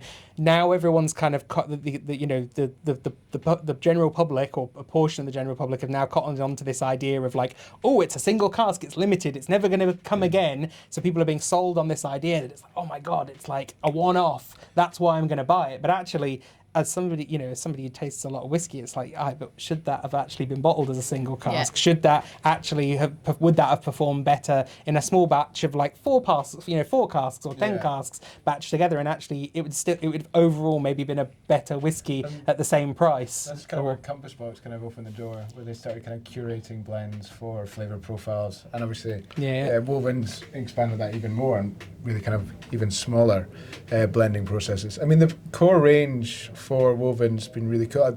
I was at the I was at the tasting. You were there. I don't remember all of it, but I was there. But before that, I think I've had a couple of knockers with Woven. I bought the first.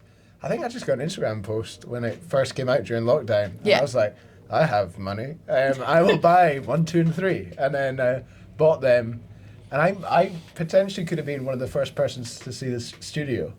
by accident. Were you on the Hollywood tour? Do we need a little blue plaque on the wall for you? As seen by Chuck. Yeah. Chuck was here. Oh my God. Look back in the security page.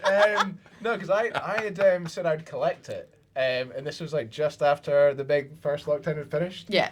And I was like finally potentially gonna get away from the farm. And I went back to my flat. the farm. I went back to my flat and I said I'd go pick up the bottles, and I arrived. It was just a security guard, and he was like, "No, you're not." I was like, "What are you doing?" You're not coming in. I was told I could collect it, and they're like, "No, like there's no one here." Just Pete hanging out the window and dropping the bottles down to you. Like, sorry, exactly. mate. That's why I left, and then I tried again, and the same guy was like, Just ran. All right, mate, I'm going. And you casually walked away, then turned around and sprinted straight up. Yeah, it's a sidestep when they left, and he like caught me by the collar. No, it was a different day. Right. Yeah. Different security guard. No, same outcome. Same security guard. Oh, look, mate, I've told you once, you're not getting in, you're not coming back. And then I think I emailed and I was like, I'm really upset. I wanted to collect my whiskey and it's not there, and the guy won't let me in. And then I got an email, probably from Pete, being like, "Oh, really sorry about that. I'll speak to them." Aye. Came back again, and the guy was just like, "No." And he said, "I don't know where it is. Someone said there's something," and he just like took me upstairs and just like unlocked the door and said, "Is it here?" And I was like, That's you in the lab, like, wow. I was just like walking around. I was like, I shouldn't be here. That's when Woven finished. And You then- broke into Woven Studio Yeah. before it was. And I saw all these international whiskies and I put them in a flask and I left a thing. Stole the trade super secrets. blend on it. Super And then blend. walked Yeah, out. exactly. Chuck's blend, especially before. Yeah, Yeah, very good. so went into that. But then I also did the cocktail comp when they first released Super Blend. It was a team event. We won. Did you? Yeah. First cocktail comp with Woven. Well, I was there. I didn't really do much. But, cheating them on. yeah. I was like, this is a team effort, guys.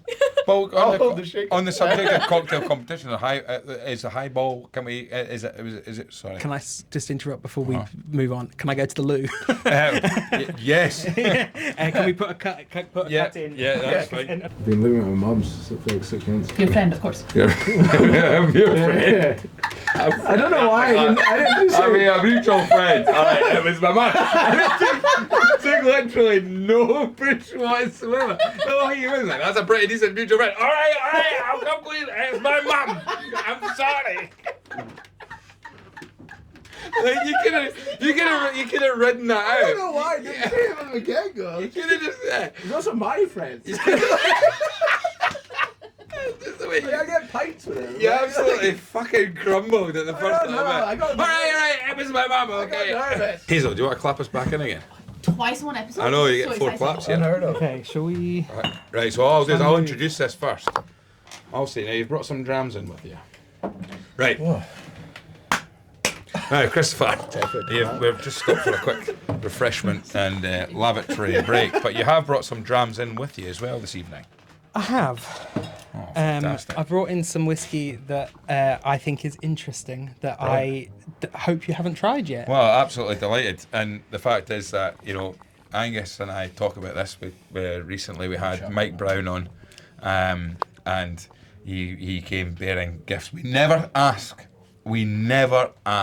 a guest to bring anything with It'd them. be a bit sham if I turned Well, up without that's- anything. That's great. But then what Angus and I will sometimes do when a guest comes in, they've got a bag, and if you hear like a little bit of clinking, we'll look at each other like, oh yeah, oh yeah, Well- we're on. And what's great is like I said, if Angus knows that he's missing out on some lovely drams and free whiskey, he'll never go on holiday again. So if you listen to this, Angus, you're missing out.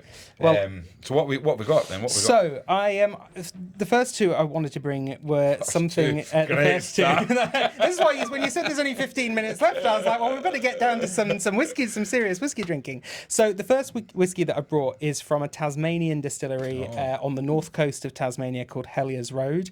They were founded in the 90s by a dairy farming co-op. Okay. So they had a lot of big vats and warehousing space and stuff like that, and through a sort of strange course of events decided to start making whiskey because they had so much sort of stainless steel vats and stuff in place already. They decided to go quite big. So as I said earlier, so they're stills, and I've written this down because I had to check because I wanted to make sure it wasn't a typo. Their stills. Oh, I now can't find the thing that I'd. This isn't the guy who started smoking his barley with sheep shit, is it? On Tasmania. No. So that I have that is another really interesting story. Have you tasted That's the it? guy. That's the guy. I haven't, but that's the guy who does his malting. He has a drum malting in a washing machine. Yeah. I mean, that is like spay burn, eat your heart out. You know, you might have original old drum maltings. They've got license like 3 times. right. Yeah, I mean, sure. Come on, SWA, you've got to widen things up a little. It's out of reach. I know exactly. We've got more of that. Some guy in a drum malting. Long may that continue. So these guys have a 30,000 litre spirit still and a 60,000 litre wash still. Oh so like they went went big. I mean, it's not like old Middleton Distillery big, but it's still like pretty. It's still pretty big. There's the milk going now. So they started distilling whiskey in the 90s. And what I would say is that I taste a lot of whiskey because of the nature of my job. And it's not very often that I taste something and go, this is like tasting whiskey for the first time. It's so different. It's so unusual. It's just so, it's like it's evolved separately from the rest of the world of whiskey, which I think it did. I mean, the guy that was the distiller there from the beginning, you know, I think they talk about him sort of, you know, I've seen things written about him saying that, you know, his whiskey knowledge was like how to mix whiskey with Coke when he started producing, and they've built up from there. And now genuinely, I think they're producing some really interesting, really fantastic whiskey, which does have distribution in the UK. They also have, and I'm going to, as I said, I'm a man of approximate knowledge. I believe they said to me that they have something like 60% of all Australian whiskey over 21 years old is their inventory. So not only do they have great younger whiskies, but they also, like, if you want to go and drink a 23-year-old peated Tasmanian single malt, like, you can go to these guys and they have that, and they are genuinely they're not cheap in the UK. So some of those bottles are like $350, $450 for the older age stock. But honestly, I think if you compared the level of complexity that you're getting from quality that you're getting from these older bottlings to what you would get from some other brands if you spent 450 quid, you're getting a hell of a lot, and quite often those releases are at cask strength as well, or batch strength. Wow. So really, really interesting. So this is Hellier's Road. Hellier's Road. And this whiskey is called the Iberian. It is.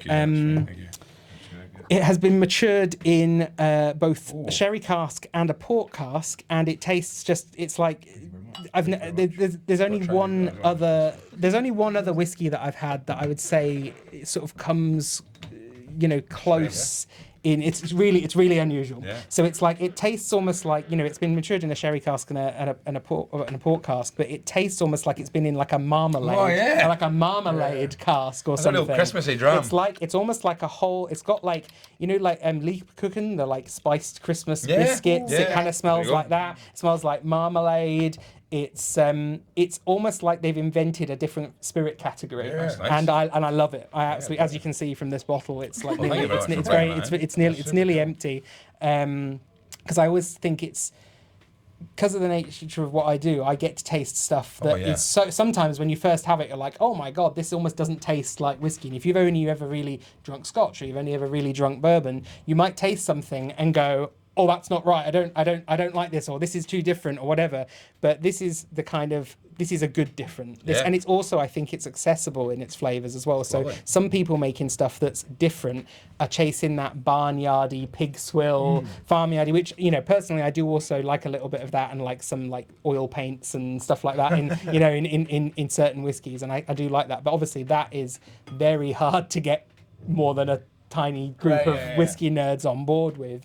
But this, I think, has stuff that's really appealing as well. So it's completely different from anything else that's out there, but it's also super citrusy. It's sweet. It's cereally. It's malty. It almost has. Sometimes I smell it and I think it smells like a bag of marshmallows as well. It's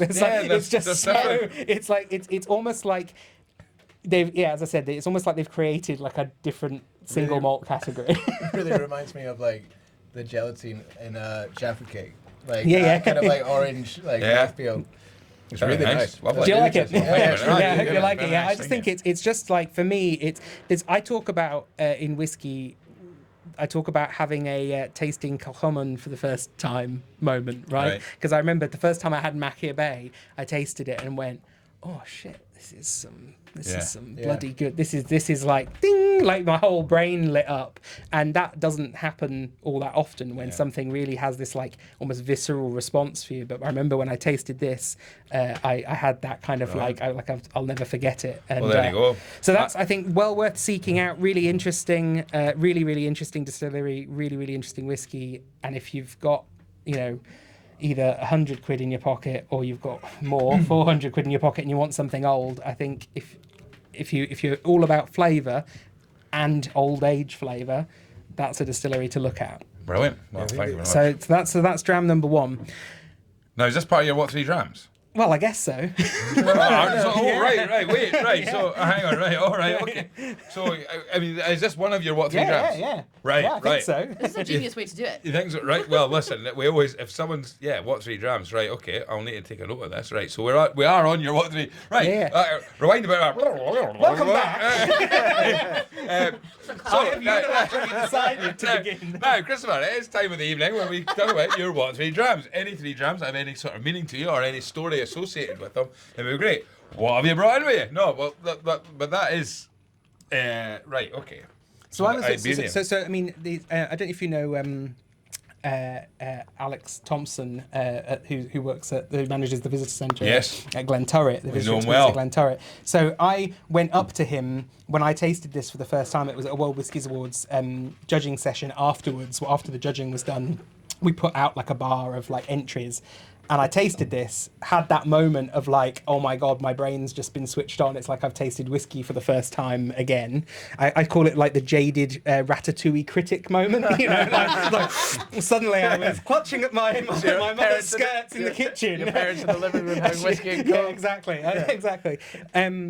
I went up to him and I said, you've got to taste this. This is like, I need somebody else to tell me that this is also like this wild and this good. And I think his partner then spent about a year and a half trying to track down a bottle for him. And she did finally manage to get a bottle for him. So yeah, it's not just me. I think this is really interesting and deserves hype. That's I think really cool. The main struggle that they're going to have in the UK is that because of taxation and customs and import and stuff, I think it is expensive for this market, but I think this is a distillery that for me, I say it's worth the money. It's worth the money. Definitely. It's a kind of dram that I think I'm actually going to have some. If you can, you could probably have that. Like you say, it's very Christmassy type thing. But then on the other side of it, there's a refreshingness about it, where it's almost like you could say, on a summer's day, you could have that, or again. Yeah. It's not short in flavour. I mean, you can do heaps on the go there. Yeah. What I love is I like whiskies where you can give it to someone and somebody might go, I love it, or somebody might go, I hate it. And for me, that means the whiskey has personality. Yeah. Like for me, if you're a producer and like 30% of people aren't picking it up and going, oh, that's not for me, then that means if they're not doing that, that means your spirit doesn't have any personality. You need, that's what character is. Like, if everybody just liked the same stuff, the world would be a very boring place. Being able to go back to it and try it again and go, oh, I'm getting something complete. Like, you try it the first, because there is a lot going on in there. Yeah. So you suddenly go, so for a lot of people, myself included, you maybe go, there's a lot going on. But then you go back to it another time and go, actually now, that first wee bit's mellowed out and the second bit's I'm starting to get more. Lovely. Correct me if I'm wrong, these must have been one of the first few distilleries to open up after the Lost Loosened, because it was like Lark's was first, and then Sullivan's Cove would have been. So I think they were in the early clutch. But no, I love to big them up whenever I can, because I just think that nobody seems to have heard of them here, and everybody should, because it's nuts. I pour it blind for people quite a bit. Well, thank you very much. So that's the first whiskey. That's got a good story.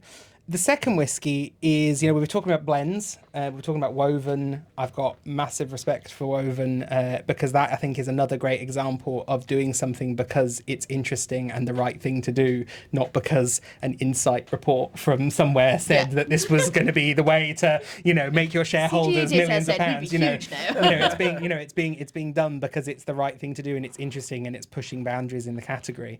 And I like blended whiskey. So I have brought a blended whiskey, and I've actually brought you a single blended whiskey. So a blended whiskey where all components are made at a single distillery, which is the Fuji Gatemba distillery in Japan.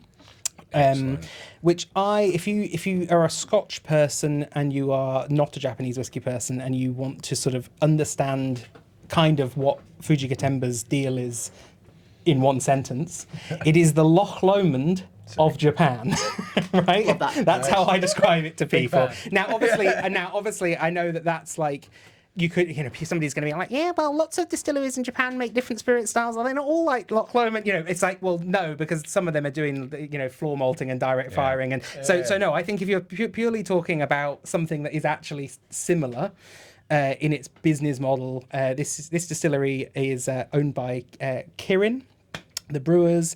It mostly makes whiskey for the domestic Japanese market, and this is part of a range of whiskies that's really their like first foray into like enthusiast whiskey. Cool. It is made. The master blender there, Jota Tanaka, is a friend of mine. He's been one of the many people who've been very incredibly generous with his time and expertise over the years as I ask awkward questions about, well, how does this work? And he. At this distillery, they make, among other things, they make two single malt profiles. One which is like what they call their like estuary malt, which they've been making for about 50 years, and then they make another style of malt which I actually haven't had all the details on yet because I don't think they've publicized it sort of publicly yet. So they make these two unpeated malt styles, and then they make 3 styles of grain whiskey, which they call the 3 Umami Brothers, which I love. Which I love. Sounds That's like what a Jota really calls cool them. band. The Umami Brothers. It's the name of my Umami indie Brothers. band. The name of my indie band, the 3 Umami Brothers. Yeah, What they do is, what that means is they make what they call like a heavy, a medium, and a light style of grain whiskey. Okay. And the way to sort of understand it easily is that they have one grain whiskey which is effectively a bourbon production process. They have one that they call a Canadian style of grain whiskey, and then they have another one which is something we would all recognise, which is like a Scotch whisky production style, and they call those the 3 Umami Brothers. All of those components are used to create this whiskey, which is, I think in the UK, I think it's like £65 or something. Okay. And I need you to taste it. So rinse those glasses because it's very different from the Hellier's Road. So have a taste. Lovely. Thank you so much for this. I feel like this is going to be so up my alley. It's unbelievable already. Well, Chuck's a big Japanese whiskey fan. No, I'm just a big grain guy. Well, you're also yeah. So this whiskey, I would say, you know how you get people who are only bourbon drinkers, right? Yeah. And you try and give them a malt, and they go, "Oh, it's just too different. It's just Scotch isn't for me." I think there is a lot to love in this if you're a bourbon drinker. Okay. I think if you're a Scotch whisky drinker, it's going to seem like the distant relation of something that you've like the good old days of blends is it's gonna have that sort of like reminiscent sort of feeling for you. And if you're a blends drinker, I mean, it's just a solid blend. So nice. Well, I'm looking forward to this. To be fair, after last couple of weeks, I don't know when the episode would have come out, but we were talking about bourbons, and I popped into Tesco's, and Eagle Rare was like £13 off in Tesco's on the club card, so I did pick up a bottle of that. Excellent. Okay, I'm driving. Boring. Got to try. We smell that. So that's cool. This is what I really like about this whiskey is that it is both. If you want to treat this as drinking whiskey, right, as in like huffing juice, as I've heard some people call it. Like if you want to make highballs with this and drink highballs all night, this makes an amazing highball. If you want this as just like something to have with a beer, and you're just like drinking of an evening, like this whiskey is like dangerously drinkable. But then the longer you sit with it in the glass, it's got like it's like a little bit. It's actually I don't know if it's like a little bit closed at first, but then the longer you give it in the glass, it's got all the. Sorry, I'm not talking into the mic. The longer you keep it, I'm very loud, so it should be okay. the longer you keep it in the glass, all this like delicate like peach and blossom comes out. There's like cut white flowers. There's cereal in there. Like I just find the longer you sit with it, for a whiskey of this price, and by the way, in Japan it's half the price. Yeah, it is in the UK. Well, they was talking about the price. This is like 35 quid in Japan. Wow. 38 quid. So it's just a solid. Like like you've just said, it's a sort of 3-part dram. Really, you can stick it in something. You can have it if you want to sit and have it as a drinker, or you can still enjoy the complexity. It's delicate, but it's got like mouthfeel. It's maybe I did this in the wrong order, to be honest, because this is so bursting. This is what I'd call it's like a quietly confident whiskey. It's complex, but it's you just want to drink and have something that's easy to drink. Then this Fuji single blend is your man. But if you want something that you're going to sit and analyze, like there's something to analyze in this as well, and it's not expensive. Oh, that's lovely. That's really, really nice. We're all on a budget. Well, you're good to us. Yes, economy. Of course. Exactly. Yeah. See, on the highball, have we had the highball competition on the? Is that? It has come to an end. Right. So Sean Buchan at Unomas, they've won the volume prize. So I'm going to Japan. That was the game, eh? The more I drank, the more I drank for them. I'm going to Japan. I'm off to Japan. So we've got Sunshine on Leith. Sunshine on Leith, a delicious highball. Congratulations. And Ben. Ben, congratulations. Oh, nice. And that's about 750 serves that he sold across 3 months. It was wild. Absolutely insane. I can guarantee you that 700 was Ross Barr. So thank you, Ross. A large percentage of that 700 was me at that, because I was, I don't know what it was. It was like juice. It was great. Alcohol. That's what it was. I was bloody brilliant, let me tell you. I've mentioned it a few times on the podcast. It was sun, and again, my rubbish patter was we'd had that much of it. Greg Urquhart and I were trying to work out the correct plural for it. Is it sun shines on Leiths? No, sun shines on Leith that we'd had. I'd had X amount of, I won't say the number, I'd had X amount of sun shines on Leith, or I'd had X amount of sunshine on Leiths. Tell you what, it's difficult to say after a few drams because it's so. I thought at one point when you were at Unomas, if you just kept pushing the button, you got another one. But it turns out that you just had to push the button for everyone. We can do that for next year when we bring it back. Push a button and then it's just a highball appears. It was delightful. Well done. And I think it was because we had Jane Ross on last week. Yeah. There's no blending. She was. They would have been close second, I suppose. They were close second for volume. But we did 2 prizes. So there was one for volume and one for experience. So for the experience prize, we're taking 2 of the guys from the video rooms. Ah, fantastic. Just because of how much they got behind the brand and behind the incentive as well. And I think that's what was great, was just seeing these, it was 8 or 9 bars I think that got involved, but seeing how involved they got with it. And did you see my attempt as well? I did, yeah. Yeah. We're actually on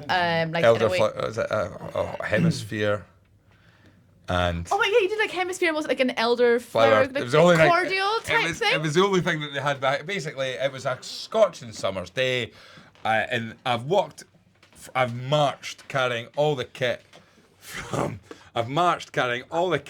my house, which is 875 metres door to door from Diggers. Got there sweating, and I've gone, I need something refreshing. And I went, I'm going to have a go at a Woven highball. What? And I went to the guys at Diggers. God bless the Diggers. It's not a cocktail bar. Right? No. And I went, the fact that you said elderflower in your sentence and the Diggers, I was like, whoa. I said, what have you got? What have you got? I said, a Woven hemisphere. Gives a bit of ice. And I said, what do you want in it? I went, right, let's have a little look. Right, what's that? That's elderflower fever tree tonic. I'll stick a bit of that in there. What garnish have you got? We've got lemons or limes. I'll take one of each. Right. Very exotic. Yeah. And it didn't. It passed the Ross Bar test, which is something. But I don't think experience or volume would go anywhere near that. But anyway, we're digressing because the man beside me has just pulled out a box from a bag he's got underneath it. Is this your third and final 3 drams? It is. You're some boy. And before I do that, I'm going to finish talking about the Fuji because of there's course, one please thing do. that I forgot to say, which is why I'm a big Fuji Gatemba fan.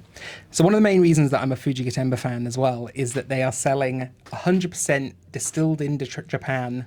They're selling 100% distilled in Japan Japanese whiskey, authentic Japanese whiskey. They are fully behind the current move to get a geographical indication registered and make it legally binding in Japan to try and put an end to all this like fake Japanese whiskey, fake Japanese whiskey stuff that's been causing issues and is going to risk sort of confusing and undermining the reputation of the industry. This is 100% distilled out of Fujigatemba. It's well under £100. It's delicious. I think people should have this. Should be on the hype train. That's really but cool, it's not man. because Yeah, I nobody's like it. heard of it. So honestly, try this. They do also do a world blend. So if you're familiar with Chichibu and Ichiro Akuto, obviously he's he's been pushing the sort of Japanese world blend in a transparent way for a long time. They also do a world blend and are completely transparent about it. It is also very nice. They also do a single grain whiskey. I would just suggest to anybody who's interested in trying some Japanese whiskey that isn't going to break the bank, that is delicious and is authentic, and you don't have to worry about this is a distillery to look for. That's really cool to know, because I've seen it before and I've not had it because the price has been so affordable.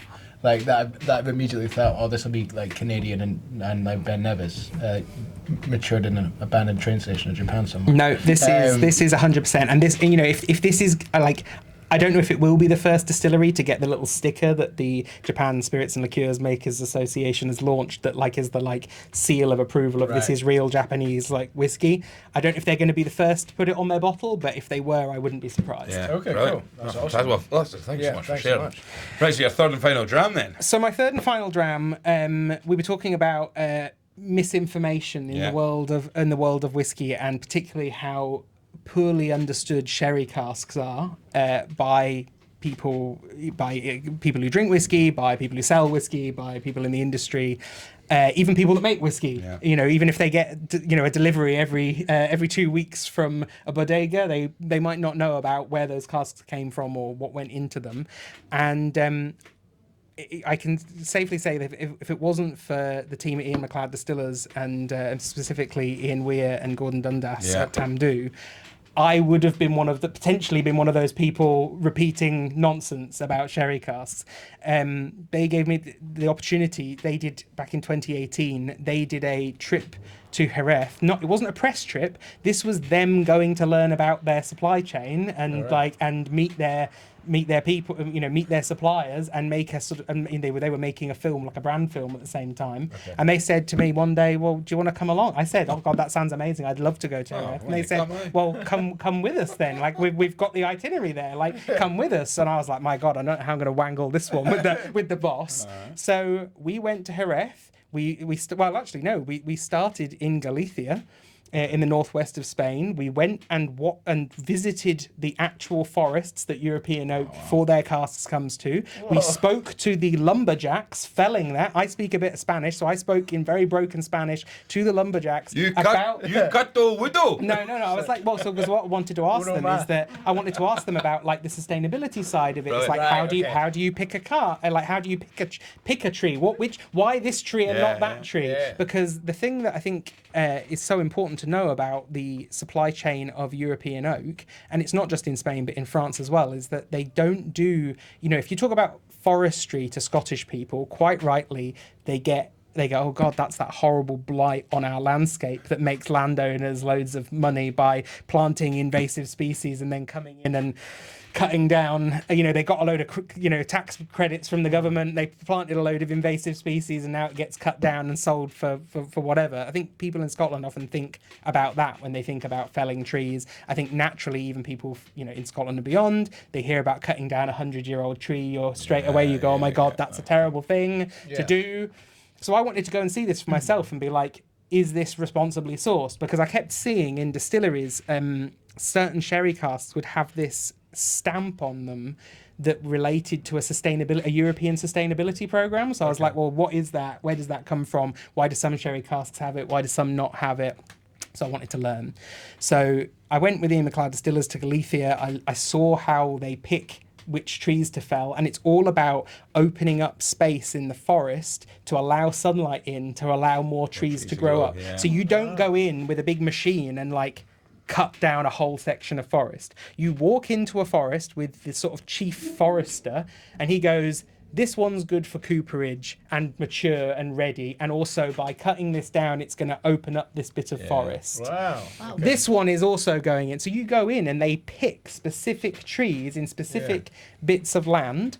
The other thing that's really interesting that people never talk about with relation to European oak, specifically Spanish oak supply chain, is that there's this ownership model of forests in Spain called minifundios, which is effectively where lots of families own tiny bits of forest. So if you're a sawmill and you're trying to get your supply of oak, you have to deal with like tons of families and be like, and obviously they don't want you to go in and chop all of the trees down because that's an investment in that family's future. That's like their pension, right? So they want you to go in and responsibly fell and get good quality oak that's right for the things it's going to be used for. They want to get a fair price for it, but they also want you to protect the wood because that's going to keep paying dividends for their family for generations. Wow, that's crazy. So that was the first thing I learned that nobody talks about, and it's different to other oak supply chain in other parts of the world, which I think is a lot more go in and chop lots of stuff down.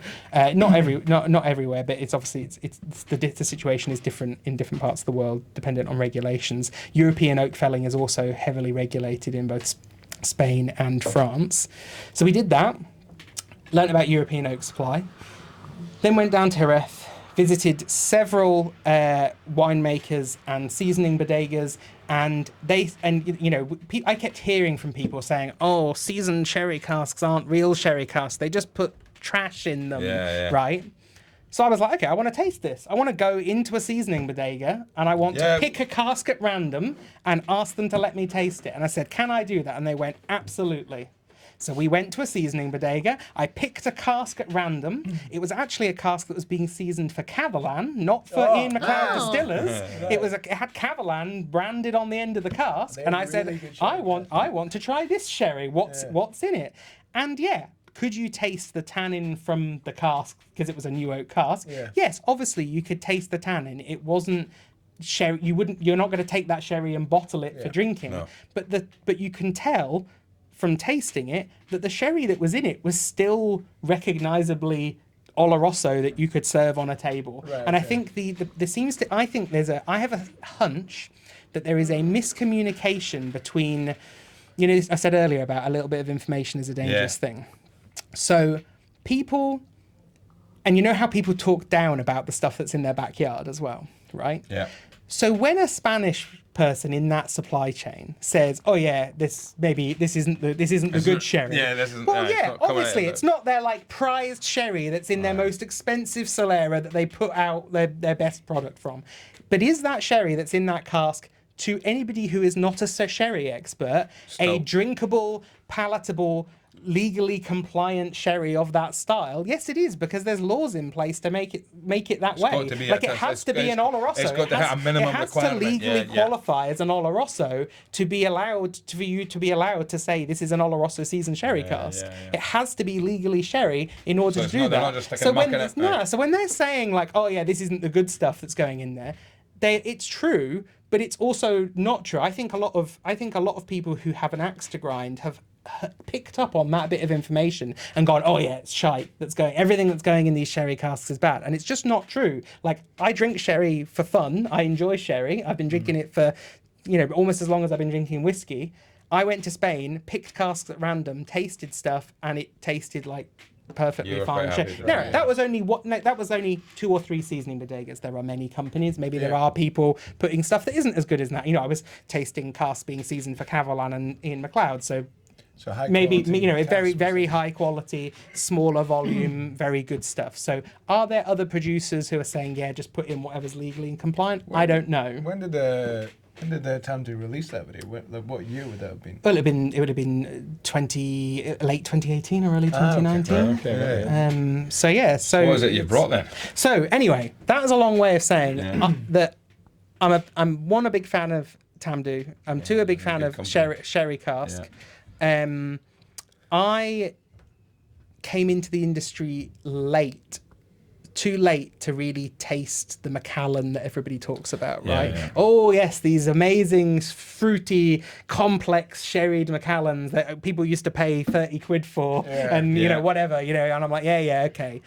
I was too late into the industry for that. You know, I when I came into the industry, it was the Sienna, Ruby, Amber kind of thing. I've got a huge amount of respect for a lot of the work that was done on Macallan and for, you know, for that brand. But for me now, when people say, "Oh, I want to taste like what is the top quality, complex, delicious, fruity, and still reasonably priced, even at a premium price, whiskey," I think Tamdhu is worth it. Yep. I think Tamdhu 12 is one of my like top core range. Like, you know, I put it there with like Makia Bay as like, if you've never drunk whiskey before, I'm like, taste Makia Bay and taste Tamdhu 12 and then come back to me, right? So, but I do not have Tamdhu 12 here. I have Tamdhu 21 years old, which I'm not sure is even on sale yet. Wow. So really? It's just been launched like last week. So I don't some boy. So anyway, so You can come back for episode 2. I have Tamdhu 21 years old. I have a distinct, you know, you wanted a story with the dram. like that. I have a memory of visiting Tamdhu. I don't know how long ago this would have been. 2015 maybe, 2016. It was when Sandy McIntyre, the current manager, had just joined, because we were and I know this because we were being given the tour by old Sandy, the previous manager. Really? With Sandy McIntyre, the current manager. Wow. So I remember being at this distillery, them talking about their ambitions, like they had just launched Tamdhu 10, I think, or it might have it had just come out. I remember being like, oh my God, this distillery is not the most beautiful distillery in the world, but my God, is this whiskey tasty. And the location it's in is absolutely stunning. The people that work here are amazing. And that they just kept talking about this commitment to quality and this commitment to sherry casks and flavour first. And it's flavour first and quality first, and paying the premium for the best casks first, and then the reputation comes after that, if you know what I mean, rather than you get other brands that are like, we're luxury, and they just insist upon it. They're like, they tell people that they're luxury. Like, I don't think they don't tell people that they're luxury. They just are, because you pick up this bottle and you're like, this is beautiful. This is like absolutely beautiful. That's real wood. Right? No, it's not, and that's the beautiful thing. So what I love about this, right? I mean, I know we shouldn't talk about packaging, because people don't give a damn about packaging, but I love it. This is made of cardboard. Oh, is it? It looks like it's a piece of carved, like Moorish, like architecture. Let's have a picture of that. Right. Show me yourself there. Right. That's a cracker there. There you go. This is fully sustainable packaging. This is like cardboard, but it looks beautiful. So it feels premium. It looks beautiful. Yeah. I just love the way they present it. But the most important thing, guys, is this is tasty, and it's not cheap. It's not cheap. It's 300 quid, I think, for a 21-year-old, which is even among 21-year-olds. And that's not even opened. No, it's not opened. Like this is how honoured I was for little old me to be invited along to come on. We brought you into it. I mean, You're like, come on next week. and I booked the snug if I knew you were bringing on that 21. That birthday party out. That's great. Yeah, so thank you so much. We're going to open this bottle of 21-year-old Tamdhu. You know, there aren't. So glad I didn't bring my car. I think there's a lot of people putting their prices up over the last few years, and I think often, you know, there's whiskies that we taste and they're good quality, but you know, for the price, I find myself asking whether I would pay that for it. And Tamdhu, I think, is it for me. Like, it's worth the premium. It's delicious. Christopher, thank you so much for first of all coming in and giving us some fantastic whiskey stories. Thank you so much for sharing these drams with us as well. You're more than welcome to come back for a second episode. It's absolutely fantastic. I don't do second takes. But look, thank you for coming on. How can people find you? How can people find out any more about what you're getting up to? Where can people find you? So if you go on YouTube and search for Whisky Magazine, you'll find the YouTube channel and find some of the films I've been making. Obviously, Whisky Magazine, you can find it at whiskymag.com. I am on Instagram as Quercus Alba, which I thought was a cool, nerdy handle to have, which actually is a terrible from like SEO and search point of view. People are like, what's Quercus? Okay. So yeah, but Quercus Alba, if you just search Christopher Coates, you'll find me on Instagram. We'll put a wee link in the I'm on TikTok as well, but I don't post very often there. We're TikTokers too, actually. But yeah, so anyway, thank you so much for having me. It's been an absolute pleasure. I'm so glad I got to share some drams that hopefully you enjoyed. Thank you so much. Thank you so much for coming on. Don't forget, please like and subscribe the podcast. Give us 5 stars. Have a chat. Find Christopher online. Find Hazel online. Hazy Drams. Hazy Drams. Hazy Drams. Don't look for Chuck Kerr online. Nothing worth writing home about. Right, cheers. Yeah. You don't post. Oh, good. You don't post anything. But look, thank you so much. Don't forget. See care of drinks.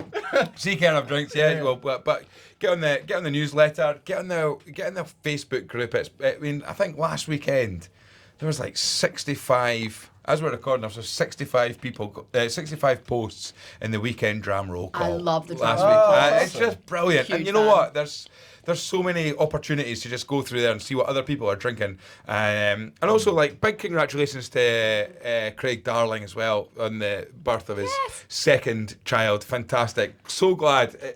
Every weekend for 6 weeks, he's been posting the weekend dram roll call, be like, I'm having nothing to drink this weekend because the current wife is getting ready to burst. She has, thankfully, all looking great. Congratulations to you, your wife, and your children there. Lovely to see that. But listen, thank you so much for coming in. All the very best. Slán Javar. Slán Javar. Cheers. Cheers. Thank you. There we go. Well done. Job's a good one. Job's a good one. That's a cracker, eh? That's great.